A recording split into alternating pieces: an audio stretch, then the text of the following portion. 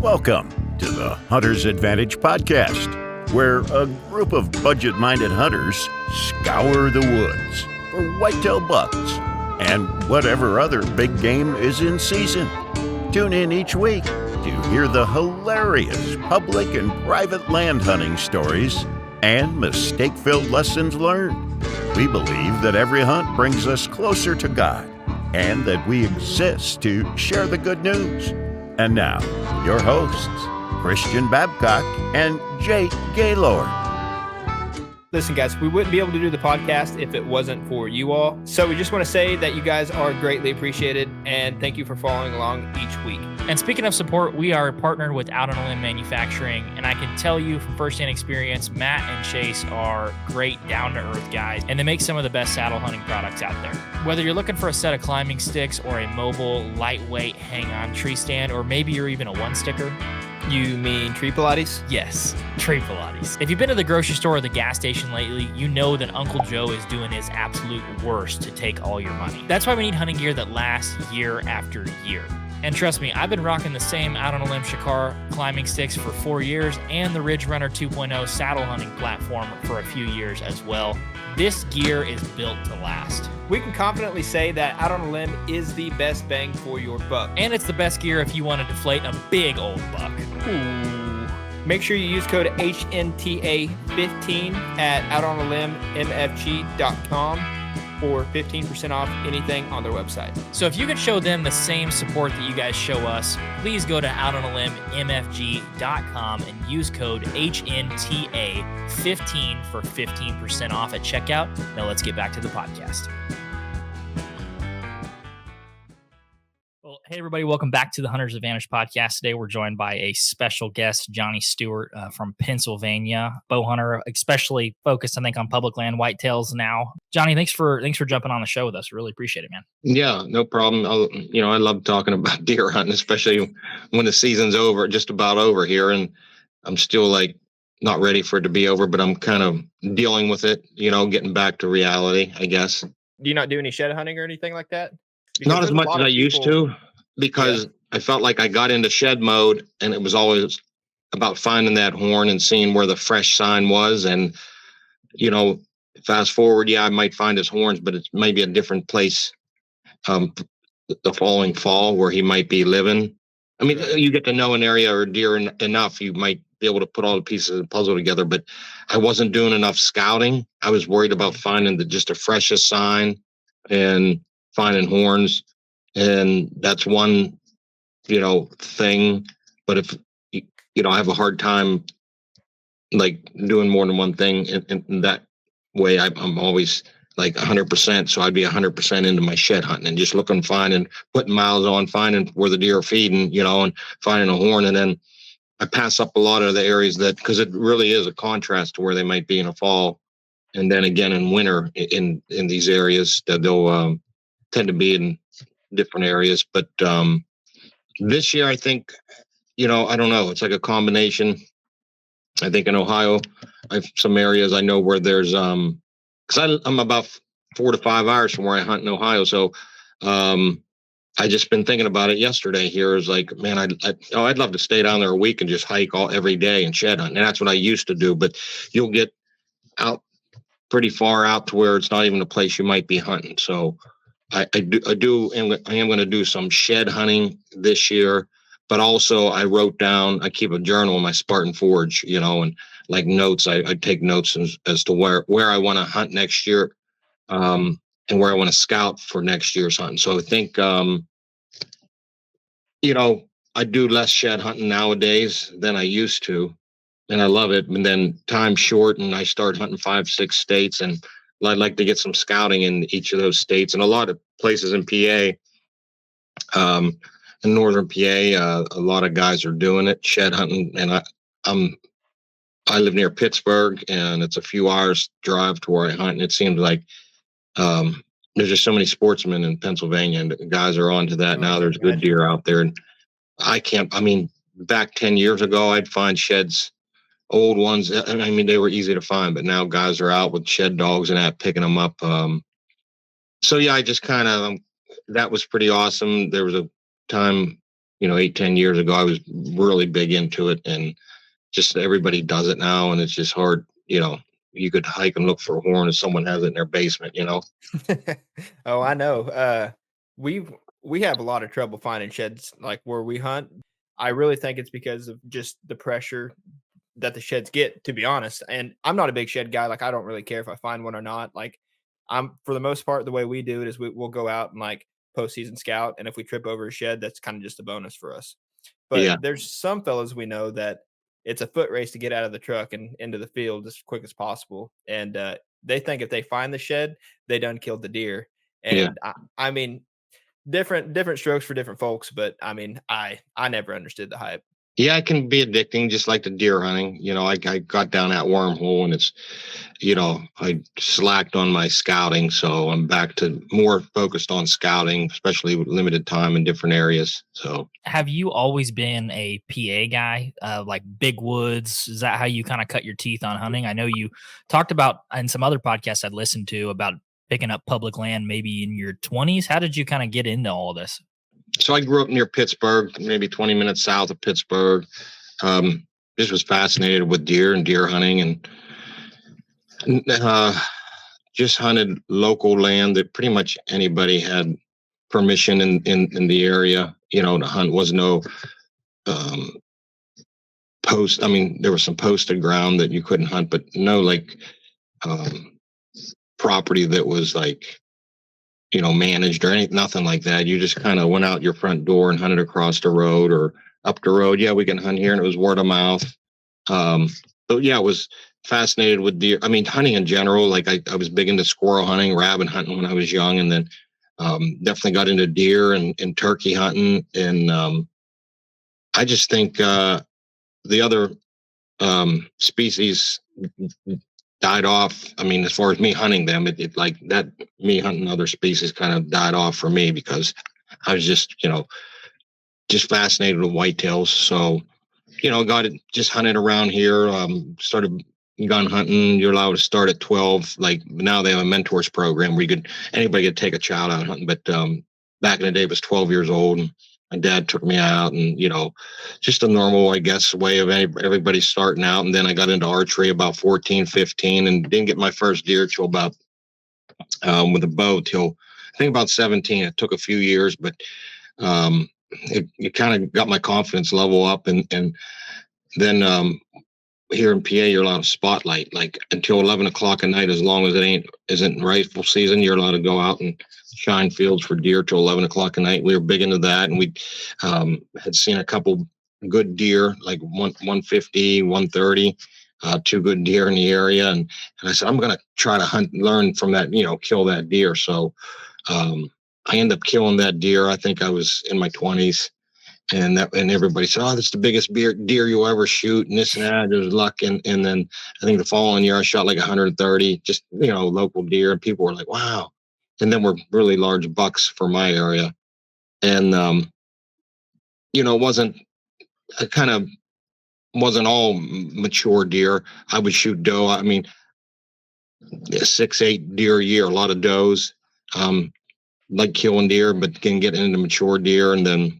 Into my mid-20s, traveling different states, mostly public land, and then got into just some private land. We would door knock, or just if we got permission. That's about just about anybody would go hunt. If you can't get any permission, there's public land. So, but started chasing mature deer in my late 20s, in the 30s, and probably around 30 or so, I just got into public land because I was still looking for that. I was looking for that challenge that I had when I was 14, and it took me 3 years to get my first buck with a bow. I think that's what keeps me going after these deer and keeps me interested in hunting them. I didn't conquer it, so like going into this year, I might have went all year not killed a deer, you know what I mean? But that's how my mindset was at 14. I don't know. So, and then when you do have a chance, you still get the buck fever and that, because when you're hunting this public land or like more vast areas with lower deer densities, it's, you might only get one chance a year, so you got to make it count. So it puts me back in that mind frame of when I was young, and they fascinated me, and I was like, oh, to these deer, and they were tough to get. So that's why I put myself in these public lands where they're pressured and, to me, pretty intelligent to survive and get by. And so that's why I stick with the public land. I feel like if you accomplish your goal of getting a mature deer on public land, pretty much it wasn't a chance. Maybe, I'm sure, and I don't believe in luck. You could go out, maybe gun hunt and sit, but to bow hunt them, you did something, so that's where I've been probably the last at least 10 to 15 years is just pretty. I mean, the last 6 years, 10 years for sure, just all public land, and I got to where now I hunt about 5 states. So, and I just was thinking, like we talked a minute ago about scouting and shed hunting. Now I'm hunting, like I'm trying to do this in different states, shoot 3 or 4 or 5 buck a year. So I really got to prioritize my time, and that also makes it, tough for me. Like I like that challenge, so I'm putting more states, and so that gives me less time to hunt these states or scout these states. So then it's still that challenge. If I picked one state or one area that I hunted, I would know it, and I've done that to where I would know it so well.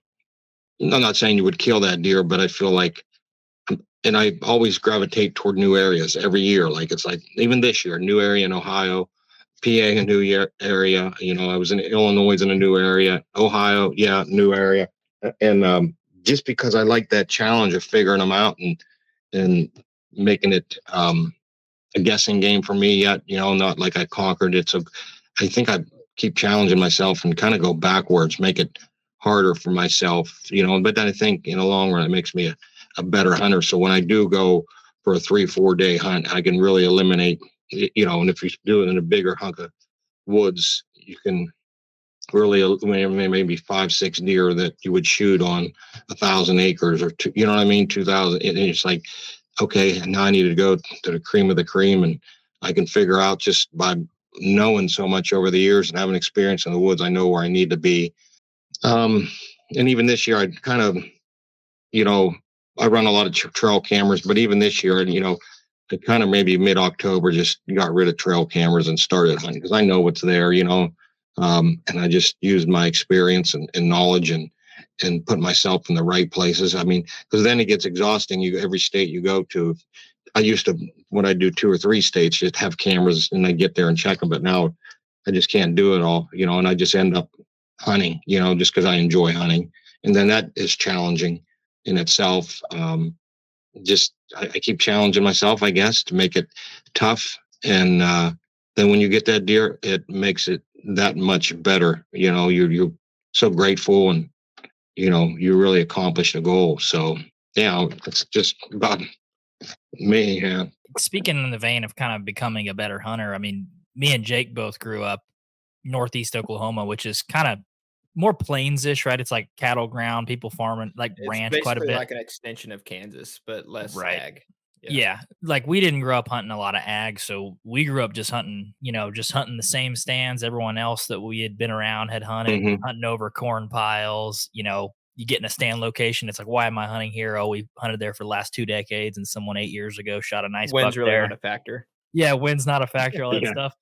But something happened when I was probably 14, 15 years old. My uncle always went to deer camp in the mountains. It was in the Kiamichi Mountains in Oklahoma. And I feel like I didn't know my head from my butt when I went down there, and I still probably don't very much. I feel like getting down into that public ground, hundreds of thousands of acres, places where you could wander for all day and get lost and not be found, which I did a couple times, by the way. That's no fun. That is where deer hunting, the learning of deer hunting began for me. Is like, Mm-hmm. yeah, I didn't know anything about deer hunting when I was hunting private back at home. I just didn't ever learn anything about it, right? I was just taking the knowledge that other people had from sitting in spots previously. And I think it's like when you go to a place like that, like for you guys, it might be A&F. For us, it might be the different mountain range. It's like when you expose yourself to something like that, I think that's where like learning starts to begin as a deer hunter. Well, there's not a corn feeder here. There's not a stand location that I've been in before. I could sit out here for 5 days and not see a deer. And I found that really, really fun starting out doing that. Yeah, and there's something intriguing about not knowing what's out there. I know when I wouldn't go to the bigger woods when I was younger, not often, but it intrigued me. When they started getting bigger deer in the area, it was so intriguing that there was miles, couldn't go maybe 2 miles, and there's no roads, there's nothing, and it was like, yeah, Bigfoot could be back there, but someone in town would take a big deer, like 150 or something, and that was huge. And like, it was just like, wow, that exists back. There was no cameras, no nothing. So yeah, I still dream about those days or them times. Like, you didn't know what was out there. It was vast amounts of land that nobody really hunted and knew much about the animals living there. They were ghosts, and maybe if a doe was in heat, it'd come down closer to where people hunting this and that. But I feel like them days are pretty much gone. But with cameras and being a lot more people hunting and being better hunters, and a lot more of the forest disappearing, whether it's well roads or whatever it may be. But so yeah, I think, like you said, definitely getting into that area, because you could sit for days and days and days. If you're not where you need to be, it could just be, you just lose, and like for me, if I'm going to go to a couple different states, and I could lose months, or a month in the woods and not have any luck. So yeah, you really got to hone in on where they are and use your skills, and yeah, it makes you a lot better hunter. So, how do you go about that? Because, I mean, let's say you go to a place like Kansas where you set over this bean field and you're not really in the right spot. And then all of a sudden you look across the field and it's like, oh, they're all coming out from over there. And that's where they're kind of milling around in the beans versus you go to more of these big wood settings. And it's like you could be 50 yards, 100 yards out of the game. And then, you feel like you're just in the wrong county. And it plays that mind game with you where, sometimes you don't really know right from wrong. So how do you kind of go about, feeling like you're in the right spot? I think just looking at like Spartan Forge, I just study the map and some type of diversity, whether it is terrain or habitat, different age structures in the forest, cuts. Because deer don't live in just one type of habitat. It seems like they utilize a little bit from everything, whether it's a mature forest, uh, something that's 2 or 3 years old, or some type of thermal cover, or even terrain. So it's kind of like when you get your map, I just kind of will scroll around till I find that type of area, that has a lot going on. It's kind of busy. Yeah, maybe, I mean, within a square mile or less, depending on how vast the area is you're hunting, but has a little bit of everything that, deer are going to be using it. And then I'm also looking for hunter access, parking spots where they're going to be. But there's definitely, if it's good habitat, a diverse habitat or terrain, and there are deer there. And if it has, and another thing that I always say, if you're hunting mature deer, I feel like a mature deer has to have like a few things. I would always say to get to a mature age, like, and cover is definitely one of them. You need to be in an area where they have security cover, or rugged terrain. There's areas that I've hunted deer to, you can't get to them just because it's so rugged, or, it might be a mountain valley to where, or some couple fingers that are jutting off a ridge system that where, they'll just lay in the middle one and look around, and you can't really you can't drive them, like, and then the other thing is, just something where there's a combination of those two, or what, something inaccessible for humans, whether it's an island or, like you said, maybe a big bean field. It's so big that you can lay out in the middle, and what I mean? Just, something inaccessible, or the cover or the terrain, or a combination of that, but just judging just the areas I hunt, I know, it has all that. So that's kind of already eliminated. You know what I mean? And then you start finding, that it has the diversity, like maybe cuts, or, maybe a field somewhere, or just something, a lot of stuff, a busy area. Now, it doesn't mean that big mature deer is going to live there. Maybe there's a lot of deer there and a lot of hunting pressure. But if it has them three things I talked about, cover, terrain, or a combination, something inaccessible, hard to reach, way back in the woods, then there's a chance a mature deer is going to be there. Then you just kind of work your way out, and you got to then understand the hunting pressure and how the deer live, whether it's a mature deer or if you're just hunting small, younger deer. But you're going to have to learn that's going to be different in every area. And there's little clues you can find, parking spots, tree stands in the woods and this and that.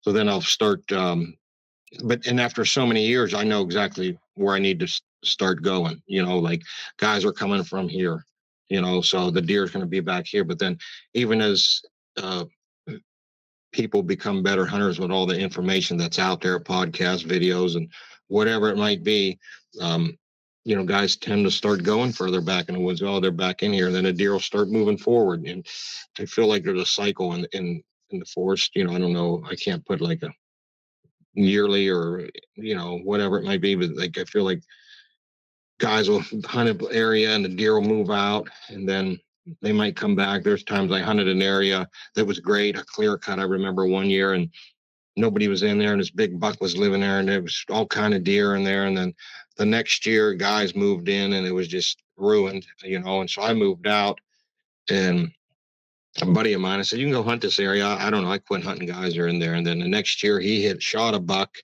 and because the guys moved out and he was in there having luck. And then the following year, a bunch of guys. So it was like, and that keeps you, that's why you always have to be scouting and running cameras and learning, just not from the animals, but the pressure that's put on them by people. And you could start figuring out where they are. And then you get into areas maybe where you never see people and they go, okay, this, you can kind of count on this area for a place that might be good for a mature deer. But I think, if you know that it has the things to hold mature deer, then you just, find that diverse habitat. And I say it like, it's like how they say, if you're a photographer and you take a picture, like you don't just put your subject right in the middle, you have like 4 points to it. Like you want something attractive to your eye. Like you want to, okay, this is good to look at. So it's busy. It keeps my mind looking at different parts of the photograph that's how I look at my maps. It's like, oh, there's a lot to see here. There's a lot happening, whether it's terrain or cover or what. And, with that LiDAR imagery on Spartan Forge, it's just an X-ray of the earth, down to 1-2 millimeter. And it's like, there's drains and stuff that you can't see on any topo map.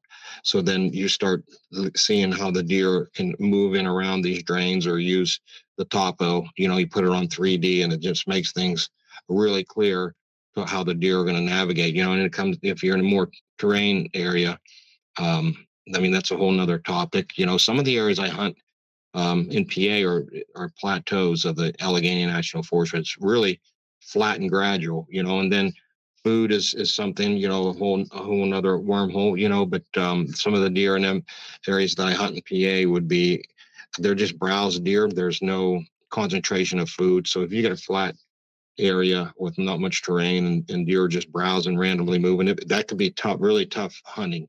Once you throw some terrain in, it can help you figure out where the deer are. But it's but that's what I start looking for, when I decide to go hunting a new area. It's interesting you talk about the topography side of it and the terrain, because when we first started hunting the mountains, it was like how I learned was like clear cuts. Get on the edge of a clear cut, like a 2-3 clear cut. There'll be some food in there. There's a hard edge that's created by that cut, right?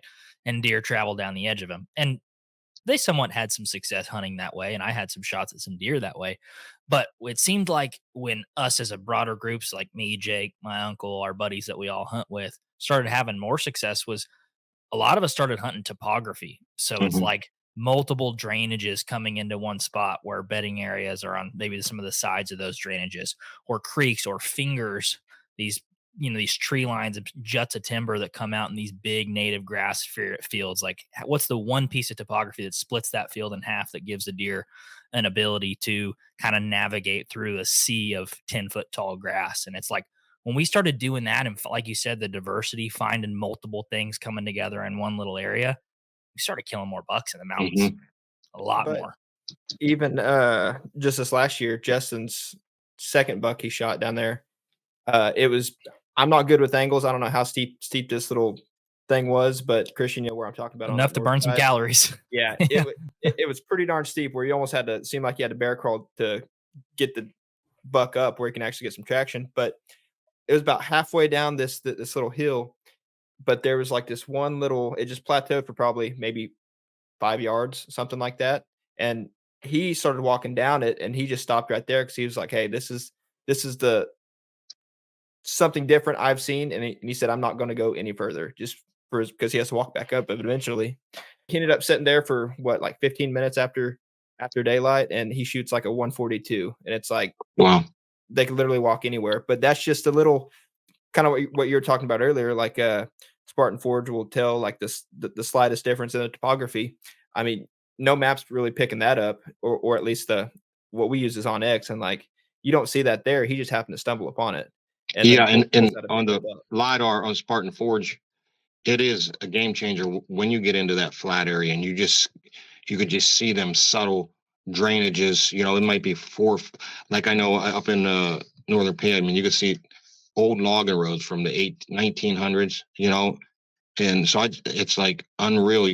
That's a deer can walk that, you know, and you wouldn't know it unless you're not going to pick it up on any terrain or 3D map. You wouldn't know unless you walked it and found it. So, man, that's been a big help this year since we come out with that, and I think everybody's been really keying in on, like you said, these subtle features that you can't. That's all a deer needs. You know, the distance between a deer's tracks, a buck is 6-8 inches. You know what I mean? Like if it's a 1 foot wide spot around the mountain, man, that's a nice easy spot for me to walk. So yeah, them little features and easy areas for them deer to find to walk. They're there, and like you said, that makes a big difference, especially when there isn't much terrain. You know. I wanted to talk about this just a little bit more. It was weird because there was this one little, it was a steady drop down, and there was one drainage that he followed all the way down, and it shelved on both sides. And then there was like a drop off, like a 50-foot drop off, and it created like a horseshoe,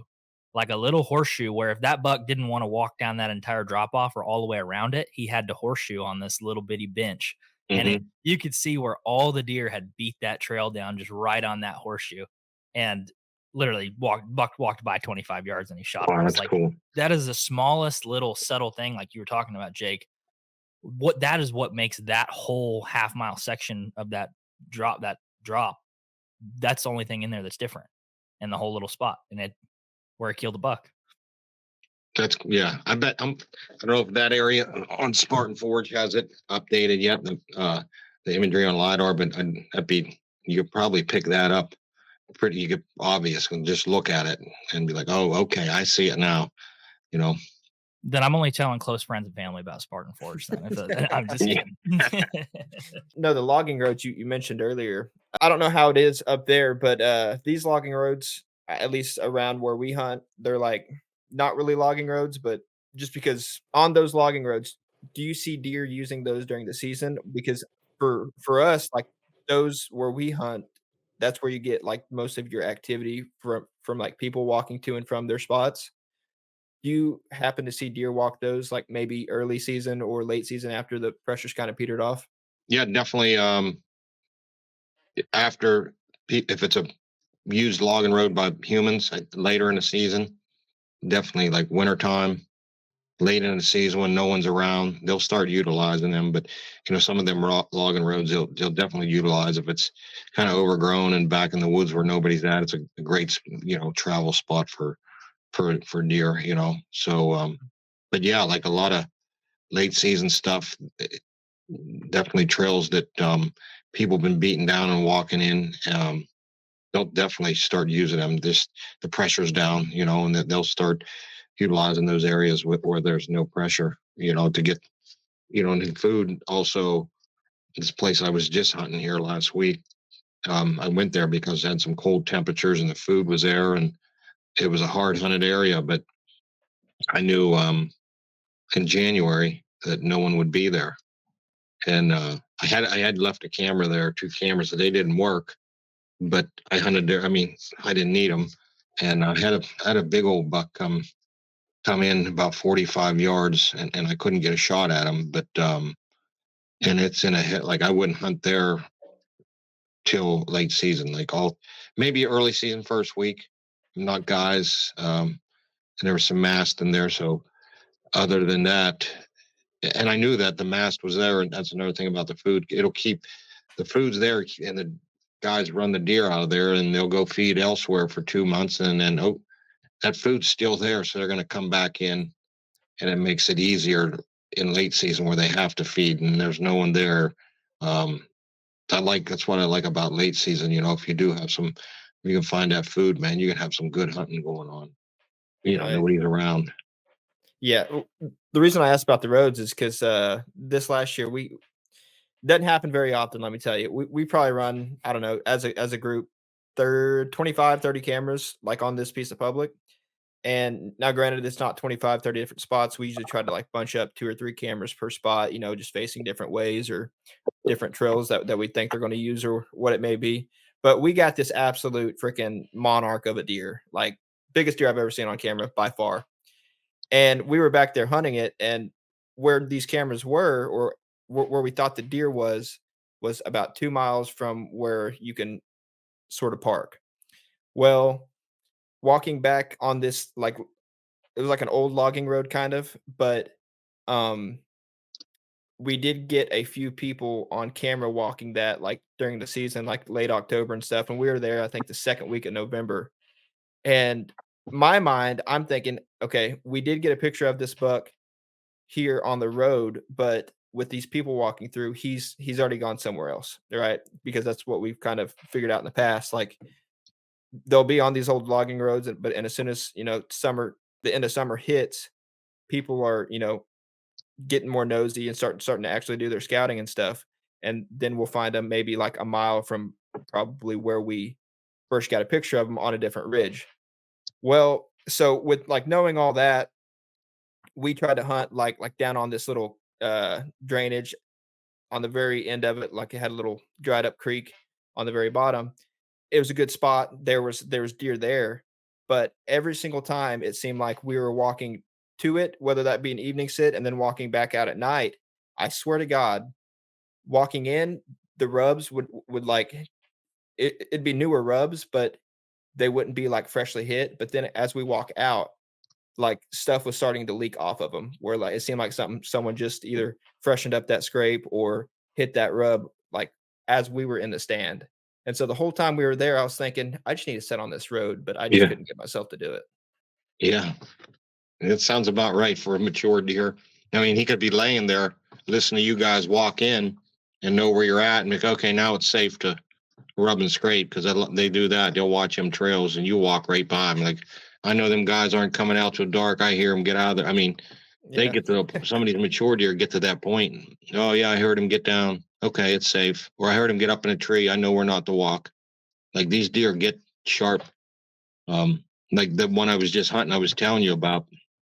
I only had like a 400-yard walk up this hollow, and I was just up on a north slope 100 yards, and there was one of those acorns. But and I usually, from the road, it's a few hundred yards up, and usually I'll park way up the road. I don't like having my vehicle because they'll hear you park, and they hear you walk in, and they'll just live accordingly. They live with humans, hunting pressure. But it was 5 degrees, and I had to carry on. I was going in at daylight, and I had to carry my stand and all my cold weather gear. I was going to sit all day, and I ended up parking right there. And I kind of shut my car off and drifted off the side of the road. There was some snow on the ground, but that wasn't the problem. It was going up the creek bed, up the hollow. It was so dry. The snow was squeaky on my boots, and I'm carrying my gear. I'm like, this isn't good. Dead calm, right around daylight. And there's cedars right here on this north, and I know they're in there, and so I got up a few hundred yards, cut up the hill, got in my tree.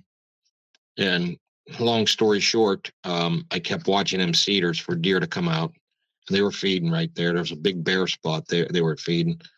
and I seen a buck up above me. And then I seen the big one above me, and he came out up high out of the cedars, and he just kind of zigzagged. Like he come out and he just zigzagged down, but the whole time watching that bear spot. And he would come down so far, then run up the hill and down, and he never saw me, never smelled me, but he just didn't feel safe. I think what it was, he ended up eventually, after not being comfortable with the situation, he walked away. But I think when I walked in at daylight, there was probably some does in these cedars that he knew were there, and he expected to come out high just to look at 120 yards to that bear spot where the deer were feeding. And he didn't see deer, and he was just like, something's not right here. I don't think he heard me walk in or heard me park, but I think I alerted some deer that usually feed there. And he'd come out and he just, nope, I ain't. He got to 45 yards and he was coming down to that bear spot. And he's like, something's off. That's all. And that's all it took. Never seen him. Gone. Not like I spooked him, just something was off. And they get to that point where this deer's, I don't know how old, he's only a 7-point, real tall, maybe 130, but heavy hunted area. Lives right there with all that hunting pressure, knows the game. And yeah, I think I just, and that's, they'll get to the point where it's just a little bit's off. You just do something's not normal out it's not that buck. It's like a domino effect. You bump them does, it's just like, well, that's off. It just, everything's out of whack, because of what you did, So, I mean, it could come down to where they're hearing you get in your tree. They're watching you walk by, and they're okay. I live with these. I know the gig, and he's probably, yeah, I'm good. And he probably walks off the edge and maybe walk by. They do stuff like that. They're really that intelligent. Their life. They're just worried about more surviving than breeding. That's number one. Imagine someone was walking up and down that trail wanting to kill you. You'd be hiding up in the woods and watch him walk by. But you still have to breed. Oh yeah. And you hear him get down. You're like, well, I got to. He'll be out of dark, so I got this time, this gray light. I'll do what I need to do. Then I'll peel off and lay down and watch him go by. Then I'll get up and do what I need to do again. That's why I enjoy hunting that public ground, because it is that difficult. Can be that difficult. It's hard as you want it to be, I guess.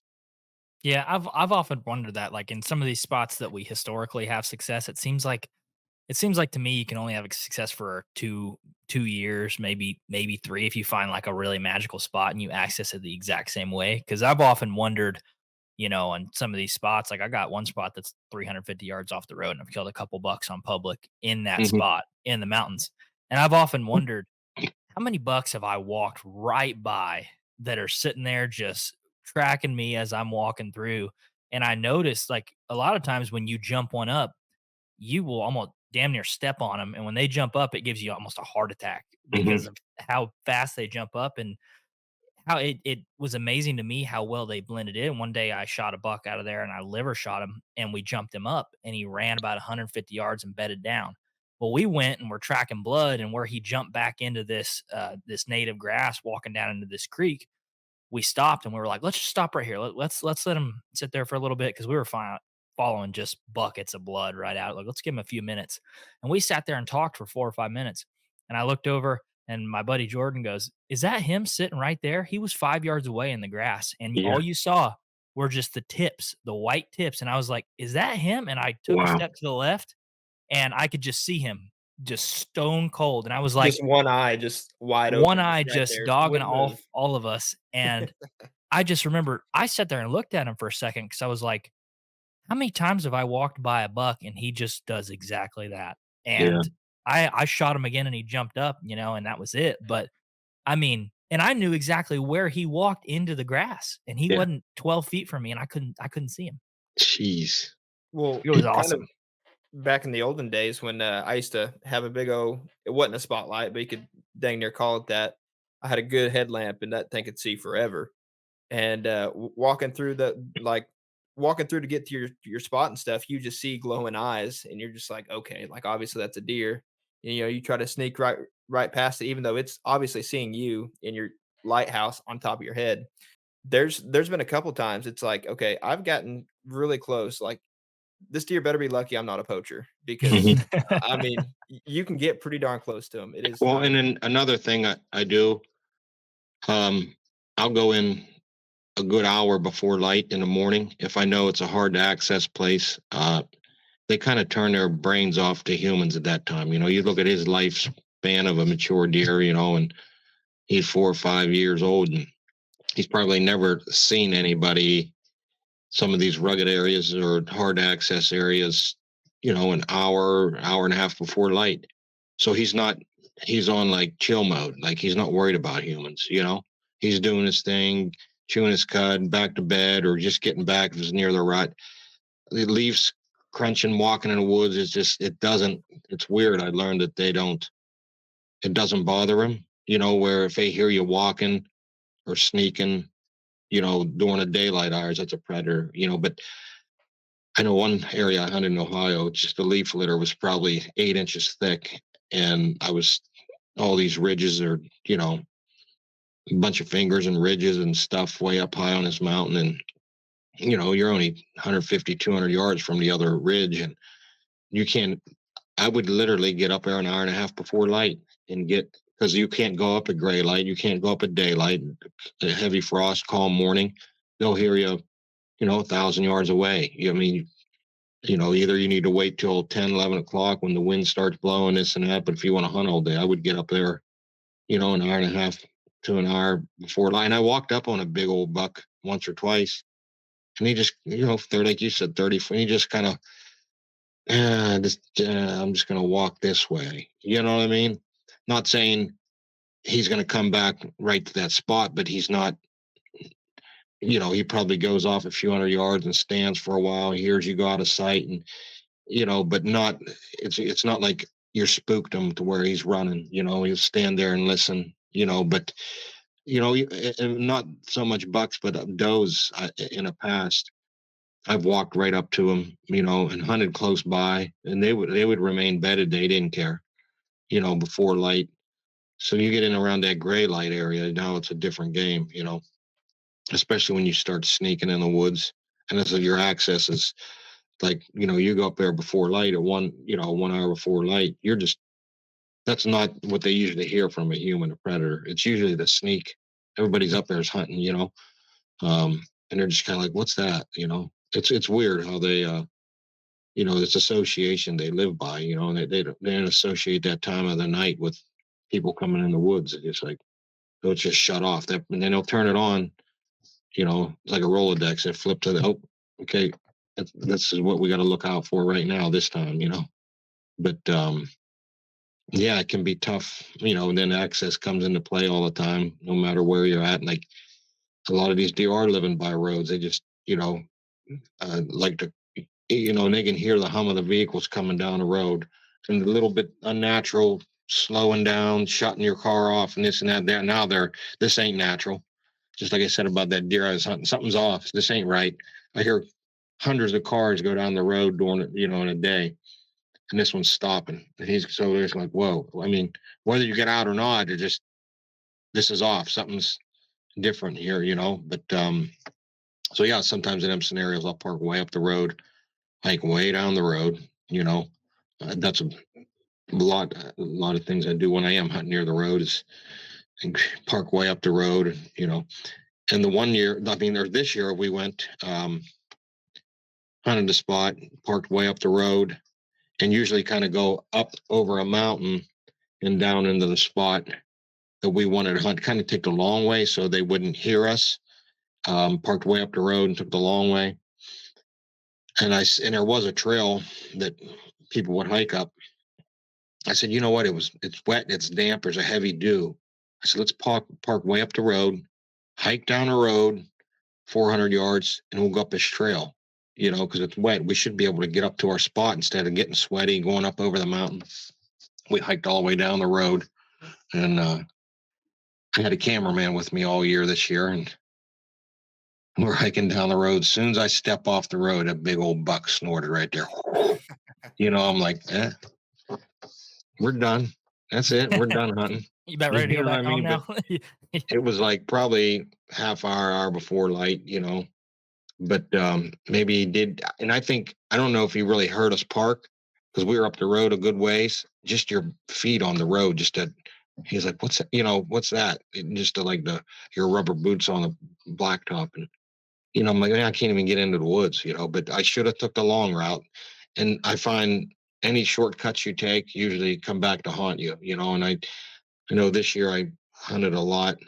And even if you just take them little bitty shortcuts, it'll come back to haunt you. And that's why you got to do everything right, and I think it's better sometimes. I always would say I scout more and hunt less, well, this year, since I took a cameraman with me, I hunted more than I usually do. And I kind of like rounded the edges off a little bit. Like instead of taking a long route, I just kind of took shortcuts, and it'd come back to haunt me a few times. Like, man, we should have went in a little bit earlier. We shouldn't have did this. We shouldn't, like things I know that I need to do, but you know, you're out there hunting every day, and sometimes that takes a toll on you, and especially hunting these mature whitetails. And if you're doing everything right, like you have to, your access is hard. You're set, you got to be quiet. Like, man, to do it every day, day in and day out, whether you get up at 4 or 5 in the morning, you're in a tree all day, and like sometimes you'll start getting a little bit slack,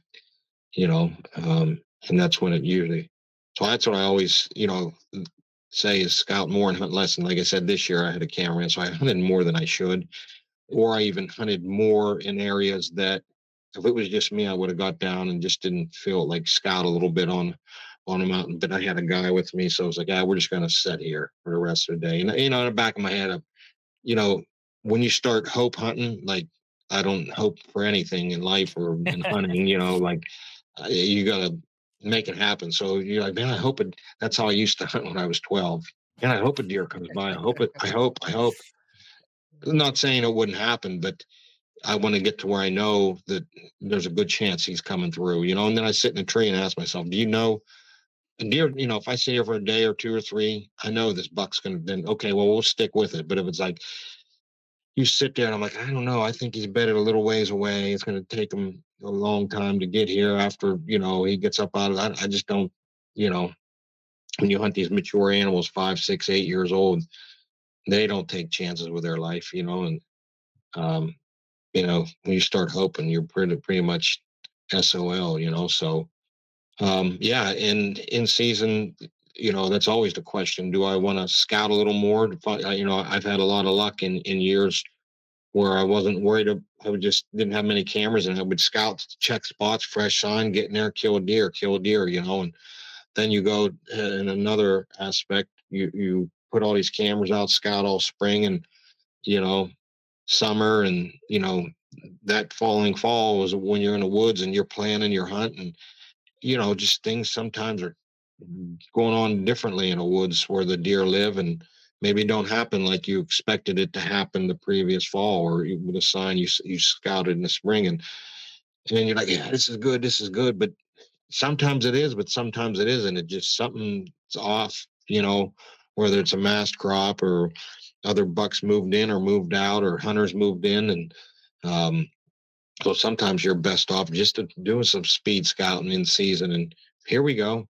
I call it probing, where you just go in and check spots, maybe not go in, kind of guess where the deer might be, and you don't want to spook them, but just kind of probe around a little bit. And okay, this might be good. There's fresh sign, or if you're into the rut and it's that fresh sign, it might be, you can go in a little further and scout. It's not a big deal if you bump does, the deer might be on a hoof, a buck might come through. Is that a big no-no for you? Kind of the bump and dump strategy? Like, let's say you're walking and you happen to bump a buck. Do you think it's over from there, or do you think that buck could just circle back around? I think they could, but I think the areas I've been hunting the last few years are pretty vast, and it's not like that's his one. Like a lot of areas in PA, like a good buddy of mine, Bo Martonic, his dad lived and hunting the big woods of PA all his life. He didn't even kill a buck this year. And it was a good relief when we were last year. He was talking, he said, I don't even know where they bed. It's like vast pieces of wilderness that he's roaming, and he beds and you bump him, he don't have to come back to that spot, maybe in a different area, like a Midwestern area, to where you bump him and maybe walk off and he hears you leave, then you can maybe sneak back up to that spot. I definitely think something like that could happen. That was a safe spot for him, and if you could let him hear you maybe leave and then maybe do a circle and get back to that area. But most of the areas I'm hunting are either real rugged or vast, to where it's like he's just going to go a few hundred yards and there's nobody over there. There's no one bothering him. He's just going to, he don't have to come back to this spot, but I'd say in areas with smaller parcels of, land, cover and stuff like that things that work for him, and it always worked for him. Maybe you find them huge beds and several beds in a little area, like he lives here, or you just come back the next day or hang a stand. Then I've done that. Bumped them, went and hung a stand and hunted it the next day. That definitely in the Midwest area like that for sure. But yeah, I think most of my hunting comes down to deer hunting pressure, how it's affecting the animals, and through the season, how you don't always know where guys are. But if you do some scouting in season, say start seeing some fresh sign, okay, there's nobody here. Okay, this is good. I've done it in smaller parcels of land, like 2,000-3,000 acres, to where I would, near the rut, I didn't have cameras there. I just pretty much right after like a rain, kind of fast walk, run through the as many acres as I could, and just take note of where the drop a pin. Oh, I jumped a deer here. There's tracks here. There's shit here. They're feeding here. Especially if it's a hunted area, pretty well hunted piece of public. The guys usually use the same trails that are hunt the same spots. I just take note of, just like I learned so much in that 1 hour right before dark, running through the woods and dropping pins and bumping deer and seeing where guys or tree stands are, than, I could have all year. This is happening right now, and if there's guys hunting there and this deer, you bumped a couple does and seen some fresh rubs and scrapes. Well, man, here we go. I'm going to just go hunt right here, because that's a smaller piece of land that, the deer might be concentrated in areas because hunters are here or coming in from this area, and there's just a little seam where these deer are living and traveling through, and just knowing how to live with these hunters, you might find a spot like that and be like, okay, this is good enough. So yeah, that just however you can get some intel, especially when, like me, when I go into different states sometimes. Yeah, but yeah, that's not always the case. I think just in a smaller setting, they get these bigger woods, you're not going to run through the mountains, up and down these mountains and check for fresh sign, but yeah, really try to have cameras in the areas I'm going to, and try to look ahead to where, what's going to happen here in another few weeks, when I would check these cameras, and can I check cameras? A lot of people run cell cameras now, and I'm not a big fan of them. I just feel like it takes the hard work out of the public land hunting, accessing these cameras, whether it's way up on a mountain and where a buck's bedding, and yeah, you're going to just sit on your couch and you're going to get, yeah, he's there. You know what I mean? And I would check a lot of cameras at nighttime, when I know deer after dark, I'll be find me in the woods at 9 o'clock at night going and grabbing cameras, because I know they're out of them safe areas, and that's when I could check my cameras. I just feel like I like it to be a challenge and tough, and I want to work hard for them. And, I hate seeing, not that I have 3 cell cameras, but I tend to, and I learned this year, like where I hunted in West Virginia, I knew there was an acorn tree falling. I knew there was a buck in the area that I was going to shoot, but I wouldn't put it on. It was the only oak falling. I wouldn't put my cell camera there. I didn't want to know, hey, he comes here every day at 5 o'clock.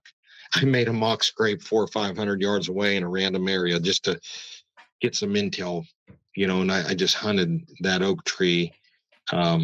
When I kind of sat back the one night and watched it, but I wanted to be like when I was younger and it was tough. I didn't want to put that cell camera right there. I'm like, oh yeah, he's here. I'm gonna, he's here every day at 5 o'clock or every other day. I want me to come home and shoot him. Like I want to harvest that animal and be like, I hunted him, Yeah, I have intel from my cameras. But I just think it just takes the effort out that you have to put in when you're using these cell cameras, But I use them up if I got one in PA that was on a random spot that I never went to. So like I put one there, and in West Virginia, I left it there all year, and that's the only 2 I have out. I had another one that the batteries died, and it was in Ohio, same thing. It was like way up on a mountain where I'd never been, a random spot. But to put it in, not saying I haven't put it in like a scrape, like I want to see what's here. I do. But then I limit myself to like 3 of them, and how I use them, just because I don't, it could be abused, not saying don't use them, because I use them, I'm not a hypocrite. Like, don't use cell cameras. Now I'm out putting cell cameras out, I definitely think they're a tool, just like cameras are a tool, but use them like in areas, where they're hard to access, maybe a different state on the ridge. Put a few out. But if you got 20 or 30 up, and you're sitting at home. But I mean, to each their own. It's just not for me, how I want it to happen, and makes you a better hunter if you're just reading sign and learning from the deer in general, and being out there. So Anymore, it seems like I have less trust in trail cameras. I mean, because where we hunt, there could be 2 or 3 good bucks in there in the last week and a half or so.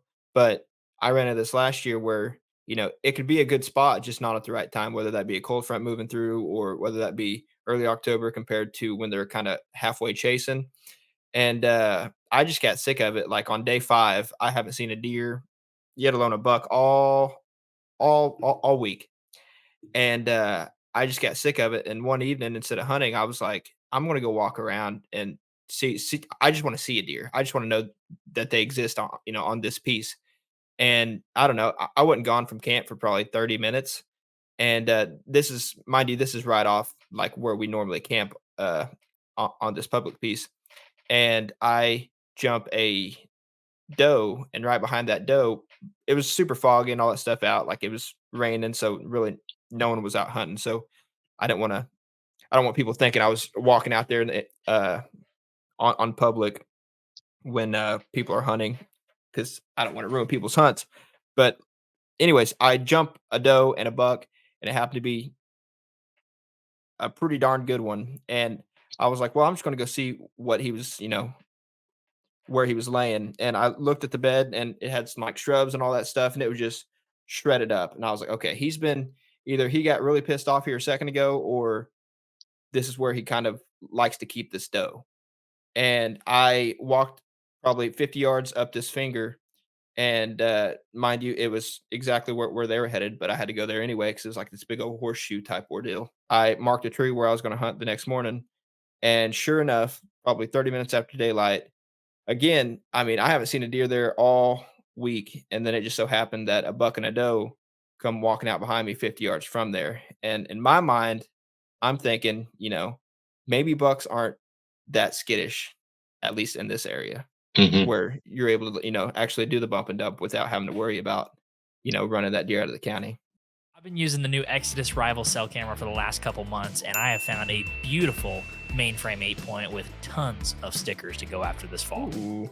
One thing I do appreciate about Exodus trail cameras is all of the cameras share the same data plan, so you only pay for what you need. A lot of cell cam companies charge you for HD pictures. I've seen prices of $5 for 50 HD pics. Exodus is going to give you unlimited HD pictures right to your phone, which is awesome when you're sitting there in the middle of the summer and it's 100 degrees and you just want to binge a bunch of trail cam photos. If you're looking for a solid cell camera with great performance and a 5-year no BS warranty, go check them out. So as we all know, hunting gear is something people can make way too complicated.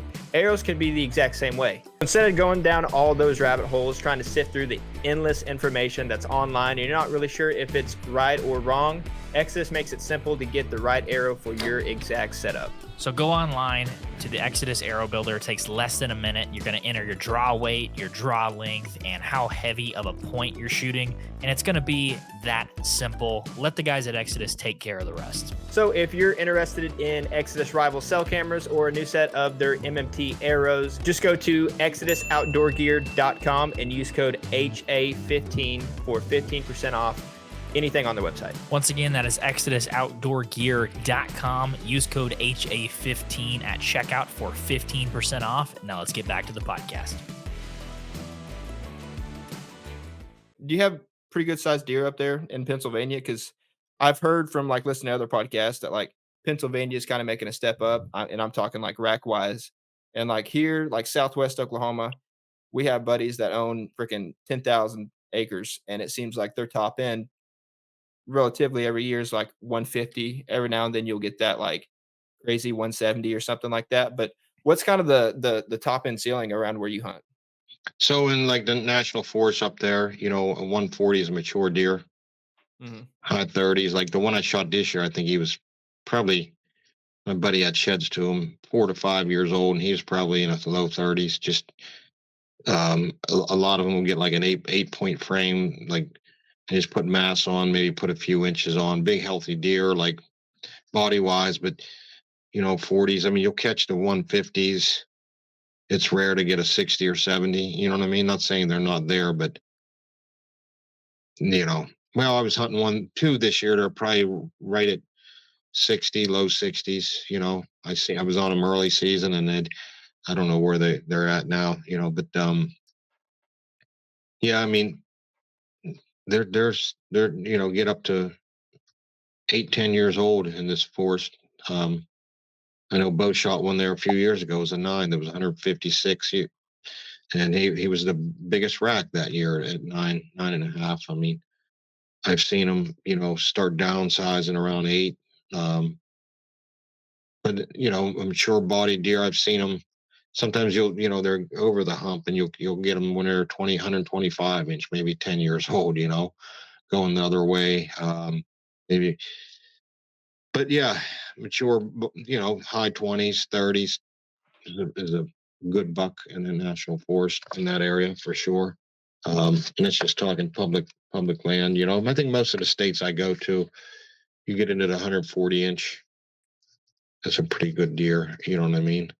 The mountain bucks are so interesting to me though, because we talked to a biologist at the place we hunted a few years ago, and he said, what kills most of these bucks is age, not hunters. Yeah. And there was a buck that got killed on a hunt in there one day, and the biologist aged it. It was like a 10.5-year-old buck, and it weighed 103 pounds, field dressed, and it had a 165 inch rack. Wow. And it's like, it's insane to me. We kill, like, every time a buddy or one of us kills one of those mountain bucks, like, we end up looking at the jaws on a lot of them, and it's like we get a lot of them estimated. We started doing some intimannuli recently to get more accurate on the aging, but I mean, not a tooth in the head, just wore even, just gone. And it's so interesting because what the mountain bucks have, especially a lot of the public ones that deer didn't have where we grew up, is age.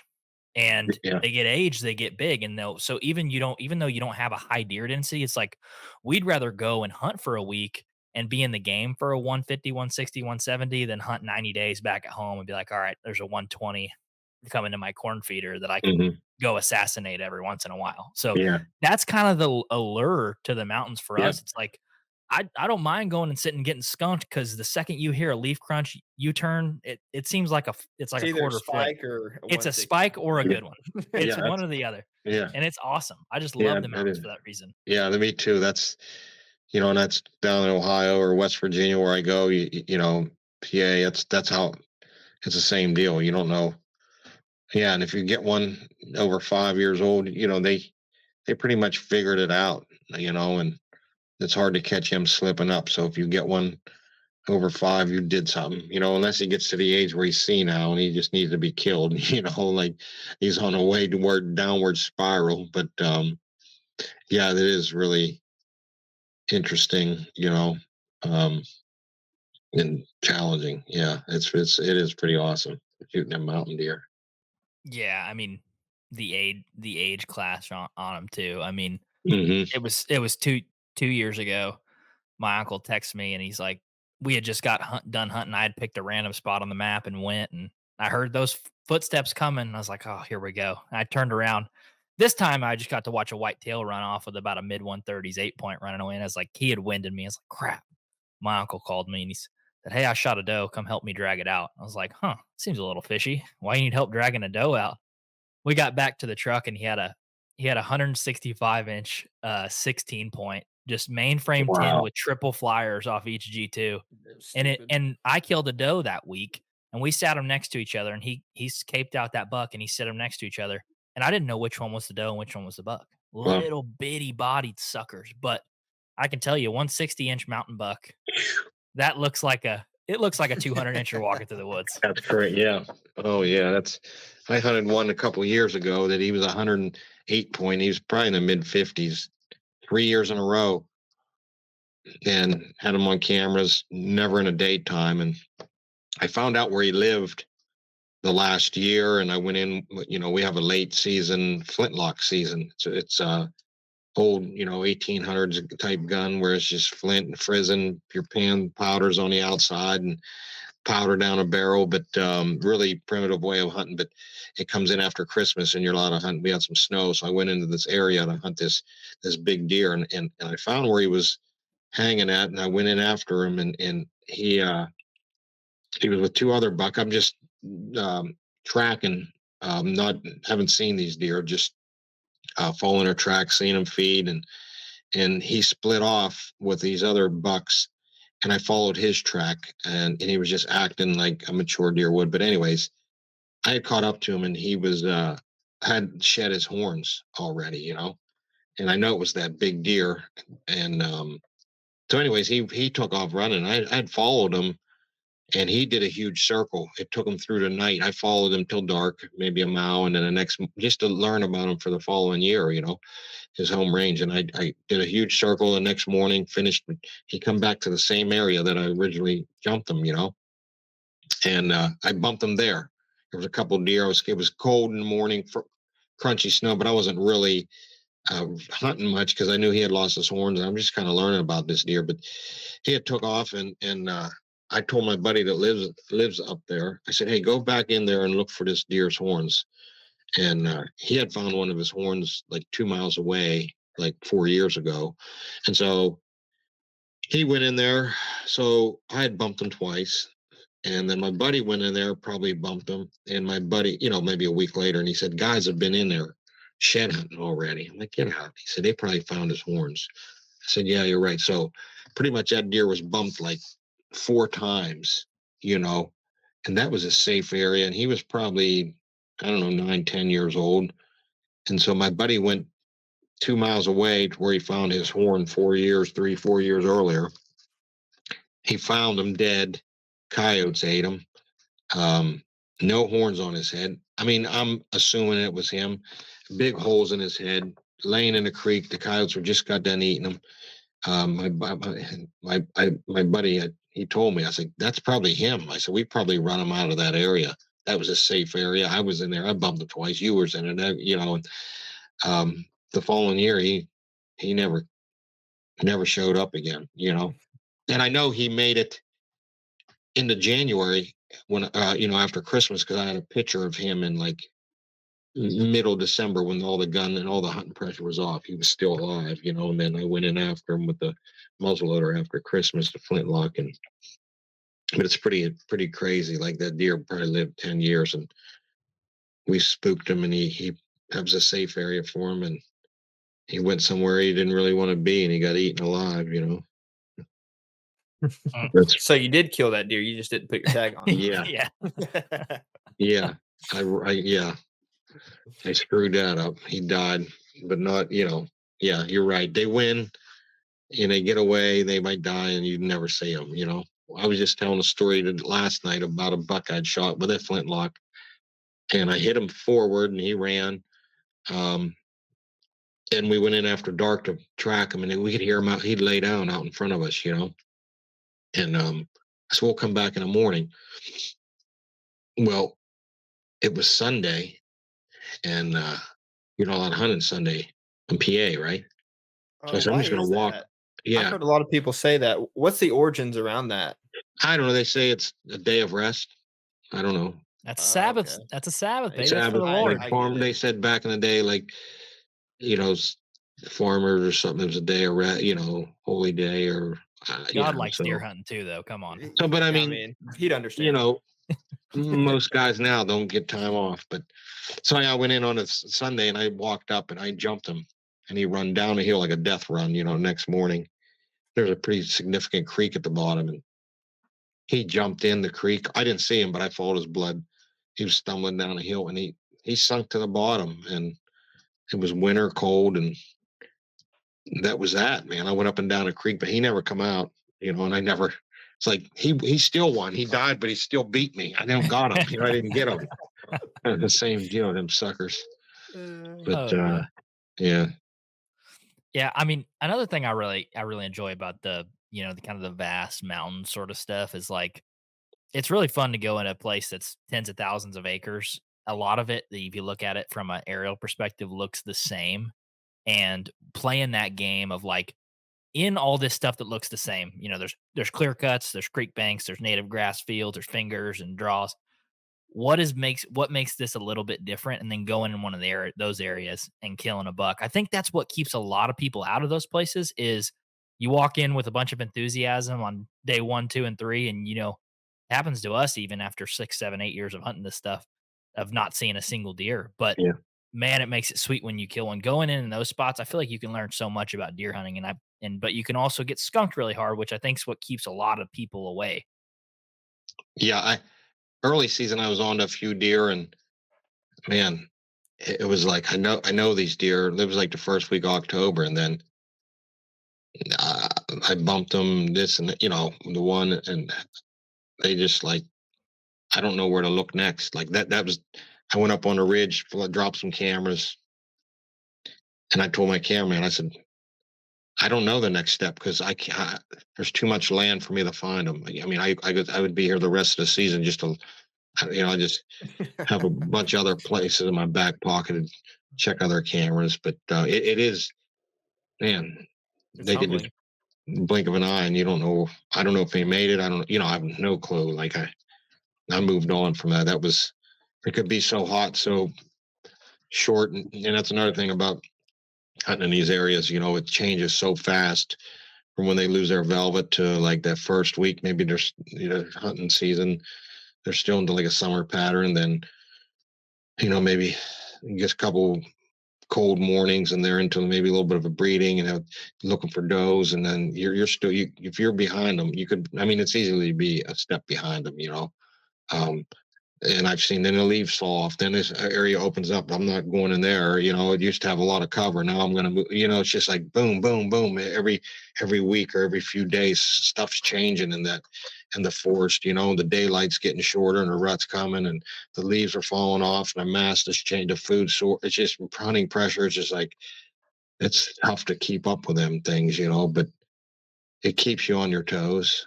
And then that's enjoyable to me, is figuring it out. That's what I love about it. Just trying to. It's not like black and white. It's more as far as how they live. But yeah, it's. I'm already starting to plan my next year. Like we talked earlier. I got places I want to scout. And focus a couple states early season. Then where's your odds the best? Do a lot of scouting and always. You got to get something in your favor, to a certain degree. And the more scouting you do, then you can find these areas. And also, your areas can, whether like this year, talking about how things change fast. The one area they started logging where a deer I was hunting. The other area, a guy hung a stand right where I wanted to hunt.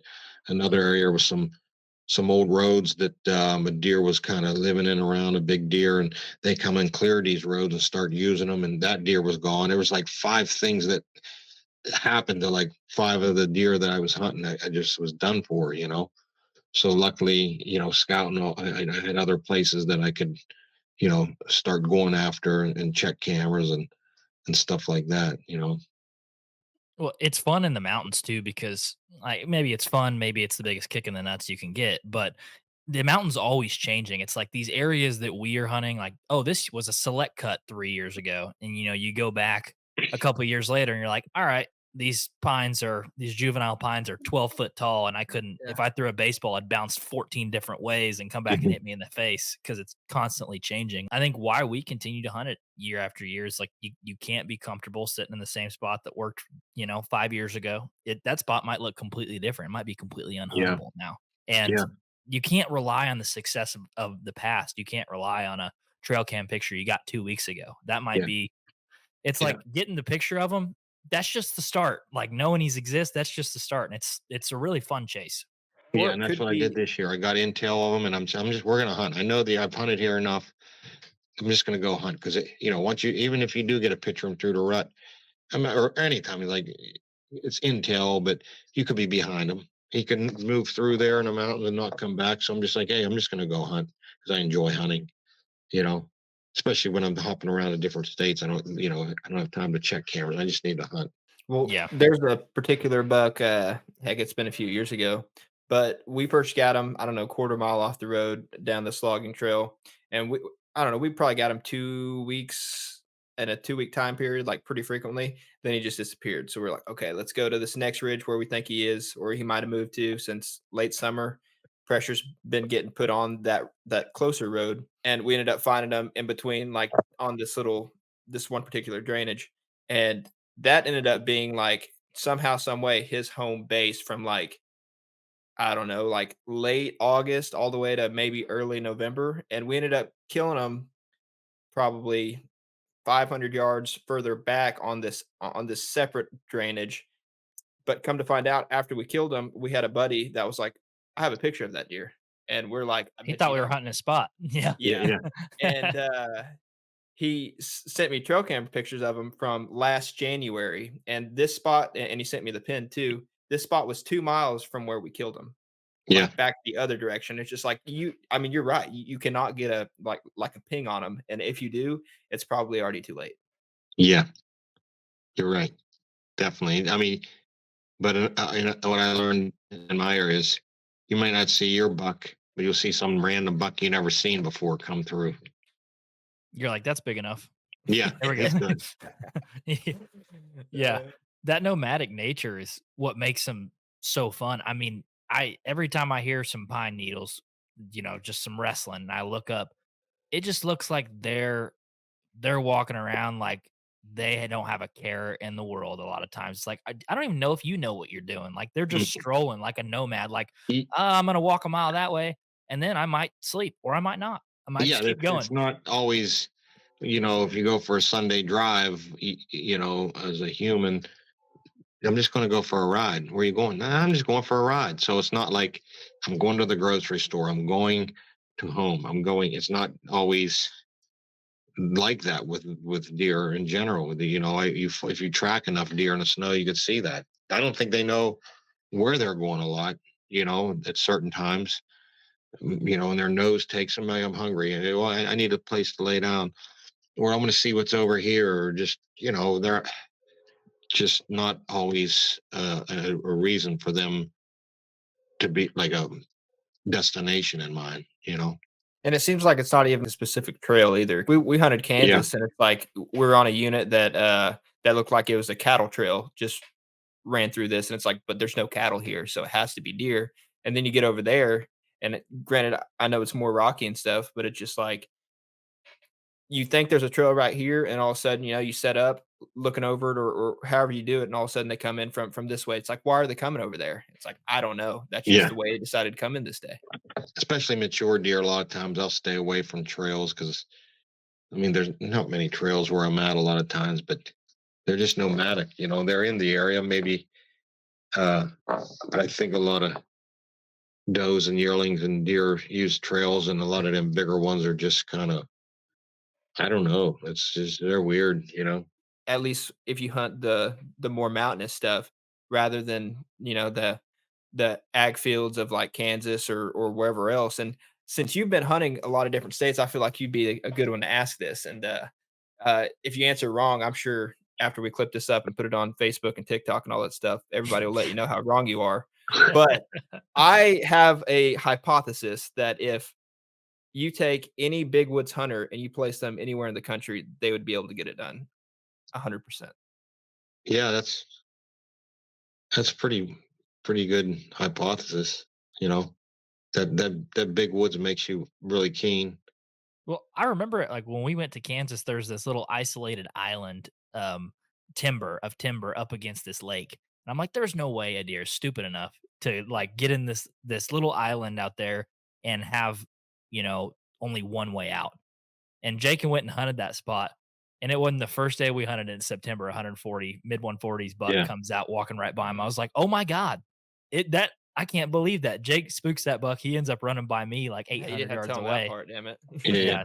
But it was so interesting to me because, the deer actually did what you would expect the deer to do. And you hunt these mountain bucks. I've been sitting in the tree before, and like sometimes if you have a really good November morning and they're rutting, like they'll spin you like a top. One comes from that. I've hunted a bull before. That direction, that direction, that direction. I mean, 360 around me. I've had bucks come from different bedding areas, and I couldn't tell you which way they came from. I mean, just 7 or 8 different bucks coming from all around me.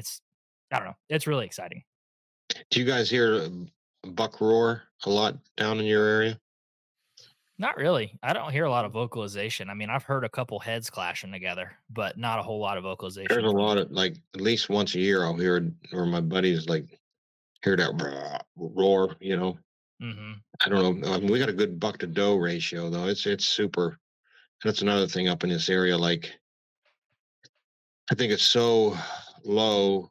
I mean, or so equal, or even maybe more bucks than it's weird. Like anymore, we'll see like a doe, and there'll be 4 or 5 bucks around. And I feel like our rut isn't like it used to be. I just feel like it's like you don't see the cruising and chasing. Like I think there's just so few of does that are there, and some of the older ones become dry. You know what I mean? Mhm. And it's like the scent's not in the air. If there's one doe every mile that's in heat, I mean, the deer living in between, chances aren't going to smell it. They're just going about there. But if you got multiple does, and the bucks are just going to go crazy. But I think they kind of anymore talking to other people and that it's kind of like musical chairs, like when the music shuts off wherever they're close to a doe, if she's 4 days out, we're just going to wait her out because it Mhm. just, and then I think a lot with the hunting pressure, like in my opinion, is that they don't want to be cruising like the good old days. In these areas I hunt, it's because that's going to get them killed. So we're just going to wait this, it's weird how, I don't know if it's even the weather or what, but the ruts aren't as as they used to be maybe 10 years ago. I feel like 10, 15 years ago. But it's kind of like a lot of guys are in my area are hunting and 10, 12, 13, 14 in November, and it's just like I ain't seen a deer. It's weird. Like they should be cruising, running. Um, but then when you do, see them, there's 4 or 5 bucks around. So I think some of these older mature deer aren't doing the cruising. You know, that's what's going to get them killed. You got a lot of hunters in the woods, and these bucks are getting smarter and adapting to that, and staying hidden instead of cruising. Like this year, I found myself hunting mature deer in PA, and it was November 4th, and I said to him, and it just didn't feel right. I was there with the cameraman. We ended up sitting all day, and I'm just like, I feel this deer can be bedded with about 400 yards away. I said, I don't think I'm going to see him. He's not. They're not. They're not. Especially them old mature deer aren't stupid. They're not going to risk their life, especially if guys are hunting. I said, we need to get closer to where he's bedded. It's weird. Like early season into October, you got to be close to their bedding. And I feel like anymore into November, these mature deer, when the hard hunted areas, it's the same thing. Like, not you can get into pieces of PA. There's a million acres of public there in that national forest, I'm sure, to where they're living in areas where they'll move because there's nobody. They don't hardly ever see anybody if you're way, but I have a camp in an area and I hunt, within an hour around me. And a lot of places, they're just places I started hunting years ago, going up there when I was younger and just kind of stuck with them. Like you said, it changes every year and I stick with the areas, but it's kind of like, a fair amount of hunters, but it's not like you see them like the cruising on a funnel or like, like I don't feel like that's how it is anymore, but I feel like and I think it's because the buck to doe ratio is so equal, maybe they don't, the smell's not there and they're just going to like, oh, like the deer I shot this year, I think there was 4 bucks there, um, and it was November 7th and getting in around the peak. And it's like, shouldn't somebody's deer be cruising to another? No, I'm just going to stick with this one, But in every I'm just kind of talking about my recent experience and where I hunt. Now, like even when I do podcasts, I'm kind of like, I've hunted in a lot of different areas, but it seems like when people ask me a question, it's kind of like where I've been lately or where I've been hunting. There's where my answers are coming from because I reflect on this past season or the areas I'm hunting and give my answer. And that's the thing with like hunting. These deer inhabit different regions and areas all over the country and survive and swamps, mountains, anything, near in the hot weather, cold, everything. And so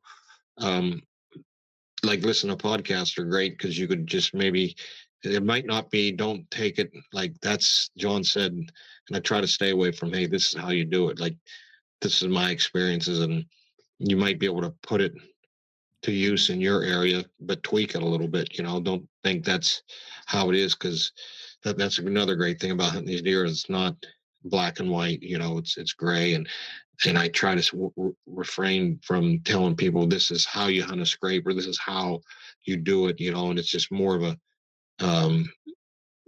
you know my experiences that people can maybe use to their advantage in their area, you know what I mean? But yeah, it's that's what the whitetail, there is no right answer really. There's no this is how because it's all opinion based and where you hunt, and but it can be used for other people in different situations. Yeah, I've noticed that through our Facebook comments and stuff too. You get a guy from 5 states away. He's like, "Well, this is what you're doing wrong." And Yeah, one thing I've noticed about hunting Texas, Oklahoma, Kansas, Nebraska, Ohio, all these different states, it's like, yeah, if I was from where you were from, I would feel that way too, yeah, But you can't. It's hard telling someone 1,000 miles away, this is what you have to do to kill a buck. I mean, yeah, especially if you only hunted one area, and right? I've Yes. hunted enough states that sometimes I have a hard time answering questions because it's like I've been in so many situations where I'll do one thing in this situation, but do a 180 in this state. Well, what you did because and it's just your experiences kind of help you there. Yeah, and there's no shortcut to earning that experience. It's like, Yeah, I mean, you just have to see it for yourself. I mean, you can listen to everything, but at the end of the day, take what you can away for your individual situation. But there's no substitute for just time and yeah, and then you experience. start like in PA this year. I kind of, or just when you start hunting, or put enough time in the woods, running trail cameras, and you kind of put pieces of the puzzle together, but you kind of do draw some conclusions, and kind of say what you think is going to happen. Because sometimes you need to do that. Because like I thought about it this year, how hunting like this mountainous area where the deer densities are low, like you could say he's laying bedded up here, so we're going to hunt when the thermals drop and he'll come this way. And so you go get set up and hunt that way and you don't see anything, and then it's mentally tough because you start to second guess what you're doing. Is this correct? Well, it might be correct, but the deer wasn't bedded there. You might have did everything right, and then you go through the season and you're kicking yourself, um, thinking you're doing stuff wrong, or you set up and he smelled you, you bumped him, and really, he might not have been there, and maybe he didn't want to get up till after dark. Maybe he was tired that day, and it can be really mentally challenging hunting these animals when you don't have an exact pinpoint or where he bed. So you two do kind of draw conclusions, and so I moved to different areas, keep it fresh, like in case I think the wind went that way and we bumped him. So we're going to give him some time, or maybe come in. He might not even been bedded there, So do you keep hunting that area? So it could be mentally frustrating. You could be doing everything right, you know, but the deer's just not there because you don't, you're hunting 3 or 4 deer over thousands of acres or whatever, and they might not bed right there. They got a lot of room to roam and stuff like that. But I did good early on with my cameraman. He thought I was like uh, a psychic or something because we set up every time we set up in a big woods. And we had mature bucks right there, and he was like, "Man, this guy is good.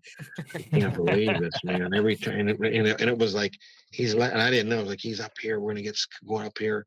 The monster hillside. It's green foliage, and the deer was there, and just drawing conclusions and learning and experiencing the woods. And then, we killed one in West Virginia on maybe I don't know, early October, and then we went through a dry spell in through October for couple of weeks we didn't see a deer, and I'm started asking my camera. I was like, "Where do you want to go hunt?" He looked at me like, "What?" I'm like, "I guess I don't know what I'm doing." You know what I mean? Mm-hmm. But mentally, you can get to that point where you do all your scouting and this and that, and it's like, I can't even find a deer. You feel like I'm not too good of a hunter. You know what I mean? But that's not all. In the beginning, it was great because at the beginning of the season, you have no clue how the season's going to turn out. You have no clue. And like how I thought my season would go and this deer I was hunting this year or where I was going to hunt, where I was going to kill a deer, it didn't happen anything at all like that. You know what I mean? Like as you go and the season changes, you find where the hunters are to mass and different deer you pushed here and there. It's like you're never going to be prepared going into the season, even though you think you are. It's going to throw you a curveball. I'm like, am I going to kill any deer this year? Mm-hmm. Or am I going to kill 6? But I had a good year. I shot 3 bucks on public, all in, Yeah. rugged, mountain areas. And I was in the Midwest here in the winter, and man, I came close to some big ones. And that's what keeps you coming back. And almost only, counts in horseshoes and hand grenades. So, Oh yeah. I'm kind of ready for next year. I'm going to get out there and another thing about Spartan Forge is having the journal app and putting pictures in, and it populates the weather and this and that. And that's been a big help for me. When I was younger, I tried keeping a journal, but that writing stuff down every night was tough. But I get in there on the app and put in when I'm going to stand. And that's been a huge help for me annually, going back and seeing where I hunted and then just making notes of maybe what you learned or what you saw or what you think happened in this situation, what you would do differently or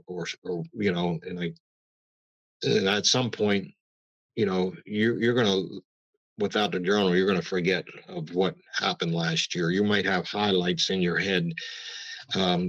But you're going to go like, where was I on October 8th last year? And I remember that. Okay. Well, and then it's going to help you. When I was younger, I hunted less states. I feel like I could remember more, but now I'm getting older. I said, man, I'm just going to write everything extra. I'll even like what happened from this trip. I'll write it again because if it's, and then what I want to do different next year, and then at some point through the summer, I'm going to read all that and, prep for this year and think, and even me, like my season was a good season. We got a lot of footage, killed some bucks, but it's like, man, I got a lot to learn. It's a never ending cycle. Man, I need to do this, not so much learn, I need to do this differently or try this. And that's never going to end hunting these mature deer, so that's what I like about it, as opposed to like hunting private land and stuff like that. I feel like I could maybe conquer that to some degree and it's be like, it's not challenging enough that I would have to find something else or tweak it how people, put food plots in and manage land and make their land better for deer and grow. That's like, it's all in what you want, but Different strokes for different folks. Like I shot 4 bucks this year, 1 on a mhm, draw hunt, yeah, and then 3 on private. I would have traded those 3 on private for a mountain buck, like a yeah, really yeah. nice mountain buck, just Tried to because. tell you. Tried to tell you. Yeah, it was. I don't know. It was fun, but not challenging. The only reason I say that because my private sucked this year, so Yeah, that's the only reason I was trying to get you down there. we always tell Journaling people to thing do both. wouldn't really be an option for me though, because it'd be like, okay, October 1st through the 30th, didn't see anything. Then like goes to November 6th, it's like missed the buck, and then from there on, it's just like downhill. It'd just be like a depressing novel. Is all mine would be. That's funny. That's awesome. Yeah, I hear a lot of folks. I wanted to talk to you about this. You hear people, especially like Dan Infault. I know he does it really well. Somewhat in the Midwest and the North. Like you hear people talk about individual buck beds, quite a bit. And hey, he walked up on a buck in a swamp. He lives in this one little hill or berm, and he has this individual bed that people think he lives in. Have you have any situations like we noticed on public? Like you might go on one drainage, and there's 50 beds on one side of it. Have you ever had a situation where you run into a mountain buck where you're like, I can get him in this individual bed, or is it more like, I can narrow it down to this core area based on the sign that I've seen me bumping him? Has there already been any one offs like that? No, I think I found this deer this year living in around a beaver pond, found a few beds, and I'm saying it's the same animal. I didn't have cameras there. As far as individual beds, I don't think, man, in this area that I hunt, I could see, in like a swamp or where you have a lot of water or cattails and stuff that they have having little dry, like, yeah, but I mean, I've had it in the Midwest, to where I find where buck beds fairly often, but not too much like in the mountains. Man, it's just, I feel like they also rotate their lifestyle and being, uh, you know, just like, what do I want to say? They're just like nomadic, keeping predators off you know, off their trail and quit leaving, not having so much scent in one area, or whatever it may be. But Trying not to be patternable.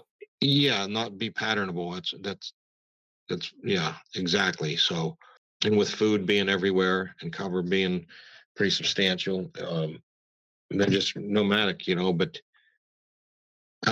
like in some more rugged areas, like I found buck beds, you know, on points and this and that, but a lot of them areas have a lot of points and stuff like that that could be on this point, that point, that point. But I mean, it comes down to sometimes wind. I've seen where they would hang out on this point on a certain wind. You know what I mean? Um, and have the wind in their favor and smell everything on the ridge. But I don't have the time to get into areas and dissect them anymore. Like I'm trying to go to 4 or 5 states, and like in Ohio where I hunted, it was a new area. I want to get into my postseason scouting here and learn more and find beds to where I think I could find with winds, different winds, how these bucks are living up high on these mountains, how they favor certain spots, but I don't get enough time anymore to just put all my effort into one state, one area, even by Pittsburgh too, you know what I mean? So I think you can get into places that are rugged, where mature deer live, they're surviving. If there's a decent mast crop that'll keep them in a mature woods that doesn't have a lot of vegetation, browse or what have you, and catch them living on these mountains. And then access would be an issue, getting into them. But yeah, just, out of the wind, down off of tops where most people would be or danger would be. But I'd say you can, if you put enough time into an area that a buck's living in that type of terrain, more rugged area, you could probably come up with some certain points that are favorable to these deer, but a lot of the areas in PA are gradual. I hunt West Virginia. This year I was in a rural rugged area in West Virginia, and I went in just because they had a snow, and I drove a few hours south into West Virginia with a muzzleloader. And the mountains there are almost 1,000 feet from the bottom to the top. And It's a nice hike. yeah, it's pretty good hike. And there was a gated road at about 3,200 feet, and I went through there with my muzzleloader, just trying to track a deer. And they all went down the mountain, and I saw on Spartan Forge some points, some little fingers that were about 24 to 2,500 feet. And to me, it was neat. I love being out there in the snow. A light bulb went off that these deer were tracks from the previous night. I seen one good buck track, but there wasn't enough snow. There was about a half inch of wet snow to an inch. There wasn't enough for me. I couldn't be quiet to follow them down the mountain, so it was just another learning experience. And I wrote that in my journal to where I'm like, man, the rifle season has expired maybe a week previous, and these deer feed here up high at 300 feet, 3,000 in the daytime or nighttime. And I bet they retreat to them points down there. And the next road below that access was in around 2,000 feet. So you got these deer halfway up the mountain or halfway down where probably nobody goes, and so I'm going to try to make a trip down there and get in there to scout and maybe do a rifle hunting trip to where, I find some beds or sign where deer have been hanging out during the gun season or something like that. And it might happen like that. And then next rifle season, I might track up at a few 100 feet elevation and get set up for a rifle hunt in these big monster woods. And the guys maybe down low or guys at that 3,200 foot, push them right to me, but I feel like there's a sweet spot there that have a couple little points, and them bucks will like, if they can get 3 points, usually lay in the middle one, and watch out for get dump off into that terrain in a ditch and up to the other one or around the point. They got a lot of ways out, makes them feel safe. But I rarely see any single beds that are like used a lot. Maybe in the summertime, maybe there's a lot of browse and like a clear cut. But I know there's some of these deer in these cuts that will live out in the middle of these cuts if they feel secure about it, by a clump of trees or something. And there might be a huge bed in there, but that's definitely a lot of these clear cuts anymore. A lot of guys where I hunt are in around them areas. I kind of stay away from them. But I did find this one buck that was maybe 5-6 years ago. I found this clear cut that this buck he had a temper and he had every tree rubbed up and he had buck beds all in this cut, maybe like 10, 20 acres. And I saw him twice in there. I had my bow back on him, but and they're all individuals, personality wise. And I didn't get him that year. And I got a picture of him after the season on my camera. And I said, well, I'll get him next year. Well, next year he wasn't there, man. He didn't have a rub there. I hung cameras. I think some other guys moved in and hunted that area. And it took me 2 years to find him, and I found him on across the hollow, maybe a mile away. But he just, maybe at that age, he was aggressive. Maybe he was at the 4-year-old and a lot of testosterone and lived there. And then he gets a little older, wants a little more of a undercover spot, but that deer lived right there. That was pretty awesome hunting to find that, rubbed up in beds everywhere. I enjoyed hunting that spot and seeing him. But and then you think next year, oh yeah, I'll get you next year. And he's gone, but he's still alive. But they change from year to year. But as far as I don't see many individual beds that I, key in on, or it's rare, I guess, How often can you keep tabs on like individual bucks like that? Does that happen pretty frequently? I don't anymore keep pictures of like 2 or 3-year-old deer. I just, I'll save the 3, the 120 class and up. And usually you're getting into the 4 to 5 year olds where chances are, um, he's there still because he figured it out. And I'll just go back in my phone. I just save him on my phone or whatever. And oh yeah, this deer you'll catch him maybe in a year or so or 2 years somewhere else, and you, oh, okay, he used to be here or there. But yeah, I mean, I'll just I'll keep in pictures and not really follow them. I don't know.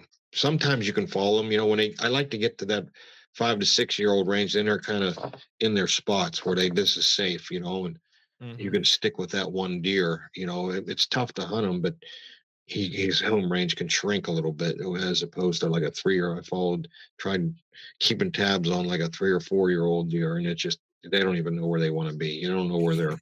You know what I mean? They're not sure. Maybe have a good rack on them, but I just kind of saved a picture of it. It's a 120 class, and I don't really. It's not a deer I'm hunting. I just keep the picture and move on and hunt the mature ones and follow them. And I think I got to do this year is find more of the does. I think everybody wants to focus on that. That's one thing I wrote in my journal is to keep up with where the does are, especially if you don't have a great doe population or does that are coming in heat.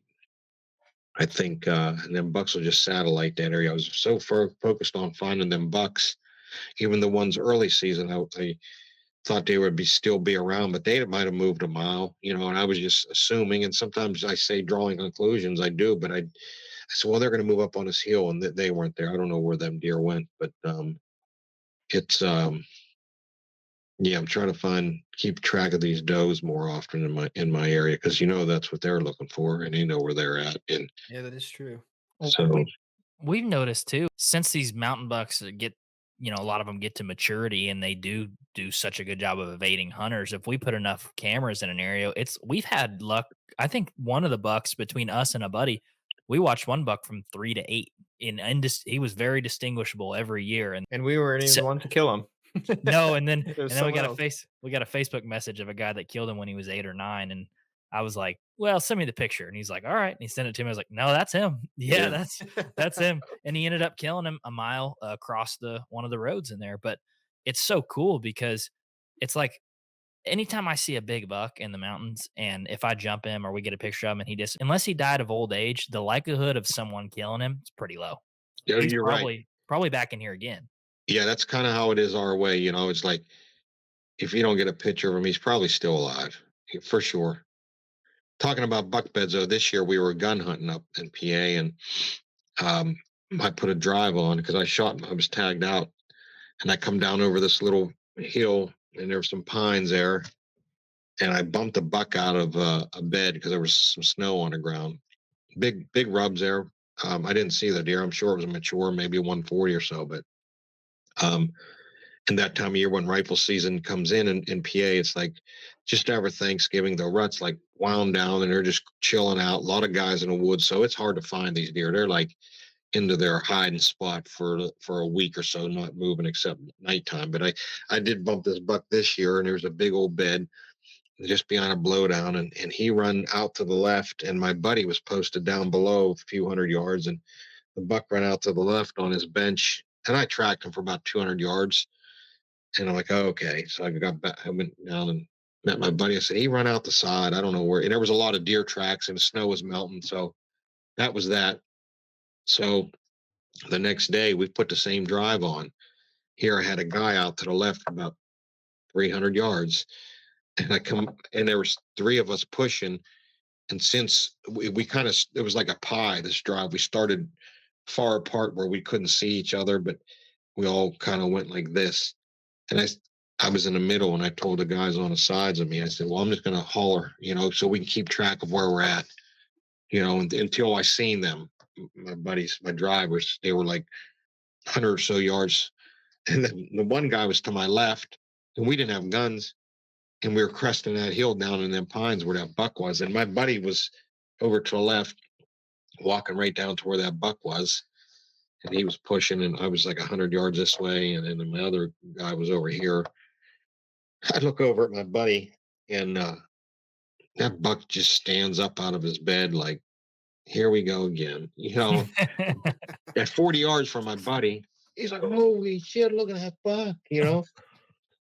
And he ran out the side. I'm like, all right, we got him this time, boys. And I didn't hear no shot. And it snowed, melted.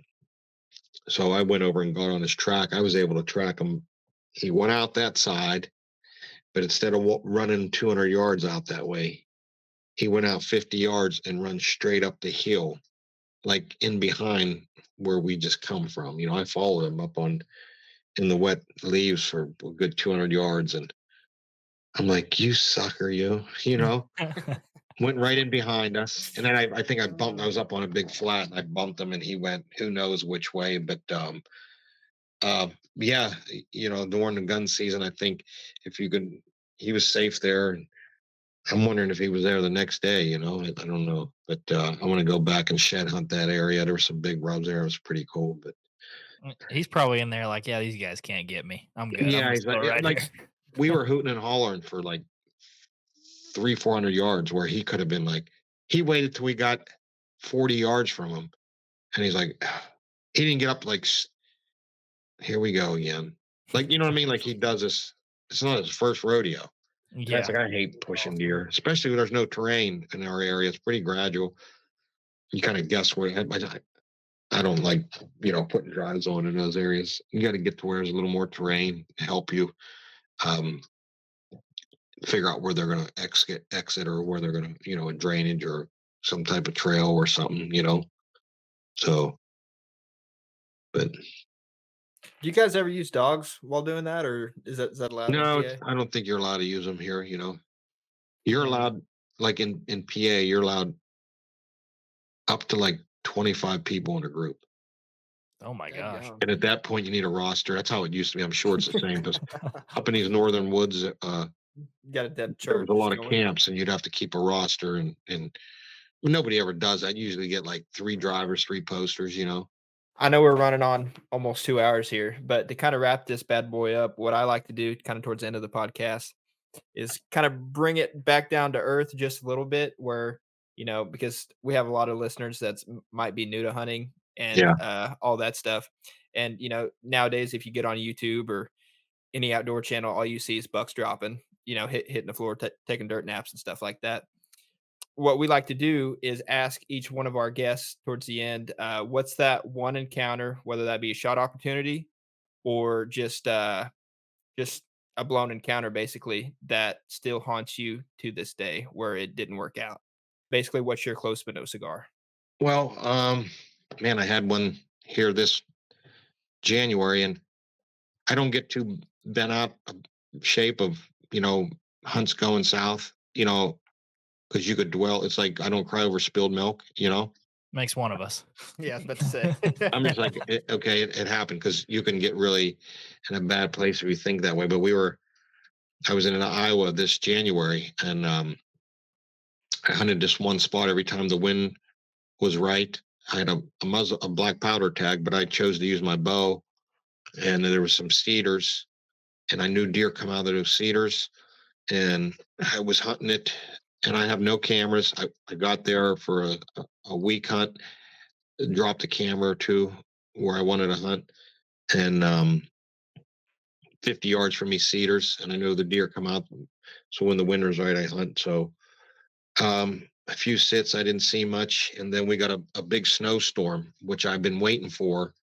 Watching the weather out there, and I was going to take my muzzle loader out, but the snow was so wet and heavy that up in the forest, the trees, like up to 4 6-inch diameter trees, were bent over from the weight of the snow. I actually, right after the snow fell, I went up to this spot that was fairly open, and I got on a couple buck tracks, and they took me up into stuff that, like, if it wasn't for the snow, I could see 120 yards, but the trees were bent over. I couldn't see. It was like 20 yards. I said, because I was hunting for 4 days and 5 days, and then I was going to pick my gun if I didn't do any good, where a snowstorm was coming, I got to have a chance of just killing one. So that was kind of, man, I was afraid to go the last day of the season. I was afraid to go track another deer and kind of hunt in the snow in a forest, being that we couldn't see worth a shit. So I said, I'm going to go back to that bow spot. I did get a couple buck pictures, but they were just random, noon, one, whatever, in that area I was hunting, coming or going from them cedars. And I told my cameraman, I said, it's going to be a calm day. It's going to be tough to even take the muzzle lower and sneak through the woods. We can't even see. I said, let's go sit in that tree. And I had a picture of maybe a 140, 150-inch deer on that camera. I said, I know there's a deer with this snow. There's a buck in them cedars. He's going to come out of those cedars. And we just got to sit there all day. So we get the stand set, or it was already there, is where we've been hunting. And my stand was facing this way and the cedars were here. So since I'm right-handed, I had to face the tree the whole time with my bow hanging. So if them deer come out, because if they come out of cedars, they're almost walking right toward me. And there was not many trees to get in. It wasn't like I could move. There was a couple big old oak trees, and it was tough to even get a stand in. And I said, I just need to stand to be ready because he's going to come out of them cedars. So a couple doe come through, and it was 12 o'clock, and I'm just staring at them cedars, and I was going to stand all day, watch them cedars till he come out. And it was 12 o'clock. I said, I'm going to sit down for a half hour because I talked to my buddy that lives in Iowa, Rendell Eric. He's a big public land, kills monster bucks. I talked to him on the phone. He said, they probably won't move till dark. I was like, yeah, Rendell knows. So I'm going to listen. I turned around and sat down, and I'm sitting down for about 20 minutes, and I look up, and there's a doe staring at me, And so I'm kind of like sticking out on. I should have had my stand. I could talk about what I should have did, but I'm like this sitting, and sitting down on my tree, and there's a doe looking at me, just come out of them cedars, 45, 50 yards. And I'm like, oh man, it was dead calm, and the snow was 10 inches, fluffy, powdery. And I'm like, I need to stand up and turn like 180, get to be ready. And there was like 2 or 3 doe, and I seen a spike, and I looked to my left, I seen a deer move, and it was I don't know, at least 155-inch, big, tall, Good. 10-point, Big enough, yeah. Yeah, he was a stud. Not the one I had on camera, a big old buck. And I think one of the does were in heat.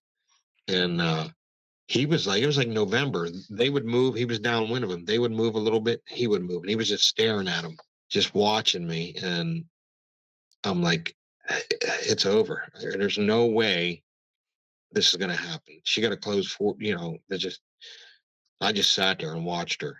And she just turned and just walked away that way. And then here he went. And I'm like, gosh, man, I told myself I was going to stand all day ready. You know what I mean? Because I don't know when it's going to happen. This is the last day. And I love hunting in the snow and the cold weather and late season. And it was like when I was only 10 hours to sit, I'm like, I don't have much time. You know what I mean? I need to be ready. And so that was tough pill to swallow. And people were like, wow. I'm like, well, after that, I said, well, so we got another 5 hours. Maybe we'll see another one. And we didn't, but that was tough. And then I think at dark, another doe come up along the edge of them cedars and was watching us. I'm like, what's going on? But I got there late season. I haven't been there in that spot in years. And I think someone was hunting that. There's many trees to hunt there. And it was a perfect spot, like bow spot. It was just a little flat going in them cedars, and right, and they come out of it. And I think I seen the bark off of my tree. I think someone had a stand in there, and probably them does just like to us, like without even moving. So I think maybe someone was hunting there, maybe archery or shotgun, and we're into January, and I think the bucks were like transients. I think the whole area wasn't like a highly pressured area, and I think they just flow, through the area. Different bucks will move through at different times, and there's a lot of safe areas, a lot of private ground. But I think the does that lived right there probably were on to the last guy who was hunting that spot, and just kind of watching like, I'm like, because there was one in the morning too down low, like watch. I'm like, what's going on? We can't even. And there wasn't many trees, so I think they might have been tipped the dozer. And I expected a buck or maybe a bachelor group of bucks, one or two, to come out of them cedars by themselves and not really like, you know, probably not a deer that's seen a chance of a certain buck seeing a guy up in a tree, but you get a matriarch or does living in that area, they can maybe onto that and tell, they're all onto that, but they don't, the bucks wouldn't know. So I was expecting just a random buck just to be sneaking through and not sneaking, just moving through like nonchalant. And I wasn't thinking about the does, which I should have been, and that was I was there for a week, and it was tough. I waited for that snow to go with the muzzle loader, and then you couldn't see in the forest. And I just said, let's just sit with the bow. I know there's deer in them cedars, this thermal cover, and it's going to be less snow in there. And just waited. I waited till dark, hoping that maybe there was another one in there. But then again, when you hunt hard and put time in and do all you can and get up early, you got a week hunting and stuff like that, and you did all you could, and you look at it that way. It's like, just there. That's why we're hunting them. It's a big challenge, and that's going to happen. But I don't ever dwell on it.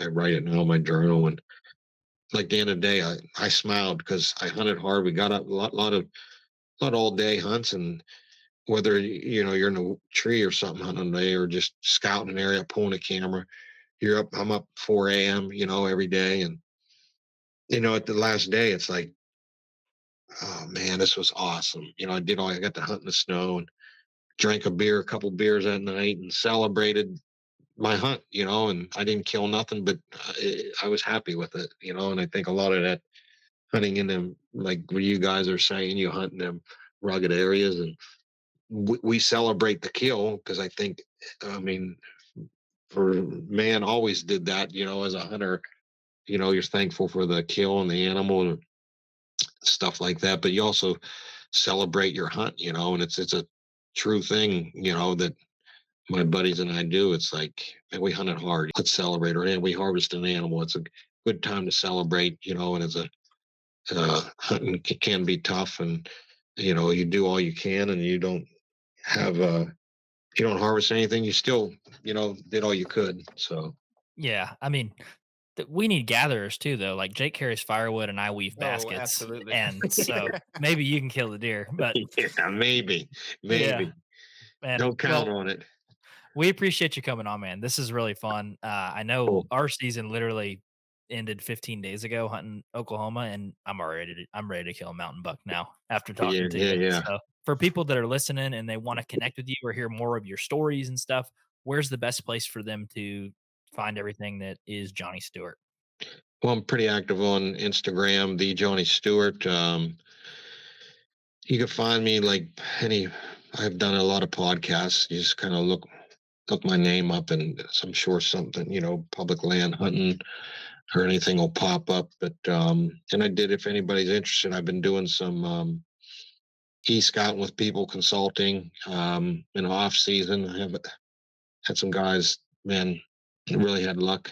But yeah, if you're interested in that, you can shoot me a message on Instagram. But yeah, and check out the Spartan Forge app. If anybody out there listening don't even know about it, I'm part of the Spartan Forge team, pro staff or whatever. And Bill Thompson, it's a veteran owned. He used to be in the military and started the mapping app. And that's kind of what he's doing in this field of hunting, is what he did in the military. So really intelligent and competitive with any other, mapping app out there. Been out since 2017, and I was talking about it a little bit, but there's a lot more coming out that people are going to really enjoy using. I talked about the LiDAR. It's like an X-ray. If you want to look up LiDAR, LIDAR, it's like X-ray of the Earth, and it just shows you things that you couldn't see on a topo map. So, and I think Bill's and everybody involved in the app are all serious hunters, public land hunters. Bill shot a great buck this year at my camp up in the northern woods, Pennsylvania. So he's one of us, and works hard, got a good work ethic, and got a great team putting the best app out there that I think it's going to grow. I think really excited to be a part of that. But so yeah, that's about it. I'm gonna put a YouTube channel out next year. Had a cameraman go with me this year. Probably just we could look up the Johnny Stewart. I don't have much on the channel now. We started it here in the fall, but maybe one or two scouting trips. But we're gonna put out videos probably later in the spring into summer. Put out a handful of videos from this year, and I'd like to be some more educational scouting. Not all. I mean, we killed. I think we had just 2 kills. I killed 3 buck on camera, but a lot of big woods hunting adventures and trying to walk people through the situations I'm in and what I'm thinking, and hopefully they can learn and enjoy following me along there. So Okay. check that out next year. Yeah, sounds good. Johnny Stewart. That was fun. Ooh, that was fun. It's so nice talking to somebody that like I'm not saying I don't care about like all the Midwestern guests and stuff like that, but you know me, okay? Like where we hunt, I don't know like relatively how big or how much smaller ours is compared to like the Pennsylvania big woods. Yeah, he's hunting But hundreds like of thousands. right. With that being said though, it's like the big woods that we hunt or that we consider the big woods is like my favorite type of hunting, at least for here in Oklahoma. And so whenever we can kind of talk to a guy that we can somewhat relate that to, it's just a good feeling. It sounded like a lot of the stuff that we talked about was similar to the stuff that he was seeing, and it's cool to think that mountain bucks across the country, whether you're hunting Oklahoma or West Virginia or PA or wherever, it's like they all share some similarities. And man, you could tell he was passionate about mountain bucks, Oh, which is dude. Yeah. yeah, it's really fun. Yeah, it was fun talking to Johnny. I look forward to doing more episodes like that with those sorts of folks. So yeah, hopefully everyone that's listening enjoyed it as much as we did because we're 20 something year old guys. We maybe in 20 years, this podcast will evolve into us doing this stuff and also having some land of our own to manage, That'd be but cool. not A house at the mount would moment. be cool at the moment, you know? Yeah. I have zero I have zero places to manage myself. So this is what is really interesting right now. But yeah, Yeah. hopefully everybody enjoyed it. On that same note, though, kind of what you were talking about, how 20 years from now, this might not even be relevant, like what we're discussing now, because the way things and the way hunting changes and the tactics and all that stuff. If anyone's wanting to see kind of the way, like in a nutshell, the way we like to do things around these settings, we actually have a YouTube video out. It's what like 3 months ago. It's like the beginning of October, Yep. I think. Mhm. It's called "Keep It Simple, Stupid." I don't know the official title, It's but called the basics of hunting that no the one talks basics about. of hunting. Yes. Okay. Go look that up. And it basically from our trail camera strategies all the way to what we do after, what we do after the trail cameras to, I don't know. It's just a good little thing on like in a nutshell how we go about this type of hunting. Yep, and it's all condensed. It's all right there in that video. So check that out. I did want to say people are probably seeing the new intro. That's what we got new, and then also people probably saw the new Out on a Limb ad. But if you guys Thrilling are conversations. yeah, I know. But on the new Out on a Limb ad, if you guys, a lot of you folks who listen to this have supported us with them. So just don't use HNTA 10 anymore. That's a 10% off coupon. It'll still work, but you're not going to get the most savings that you could. Our new code for Out on a Limb is HNTA 15. So just Same thing, except different numbers. different numbers and more savings for you guys. So that was a fun one. We'll catch you guys in the next one. Jesus loves you. Bye.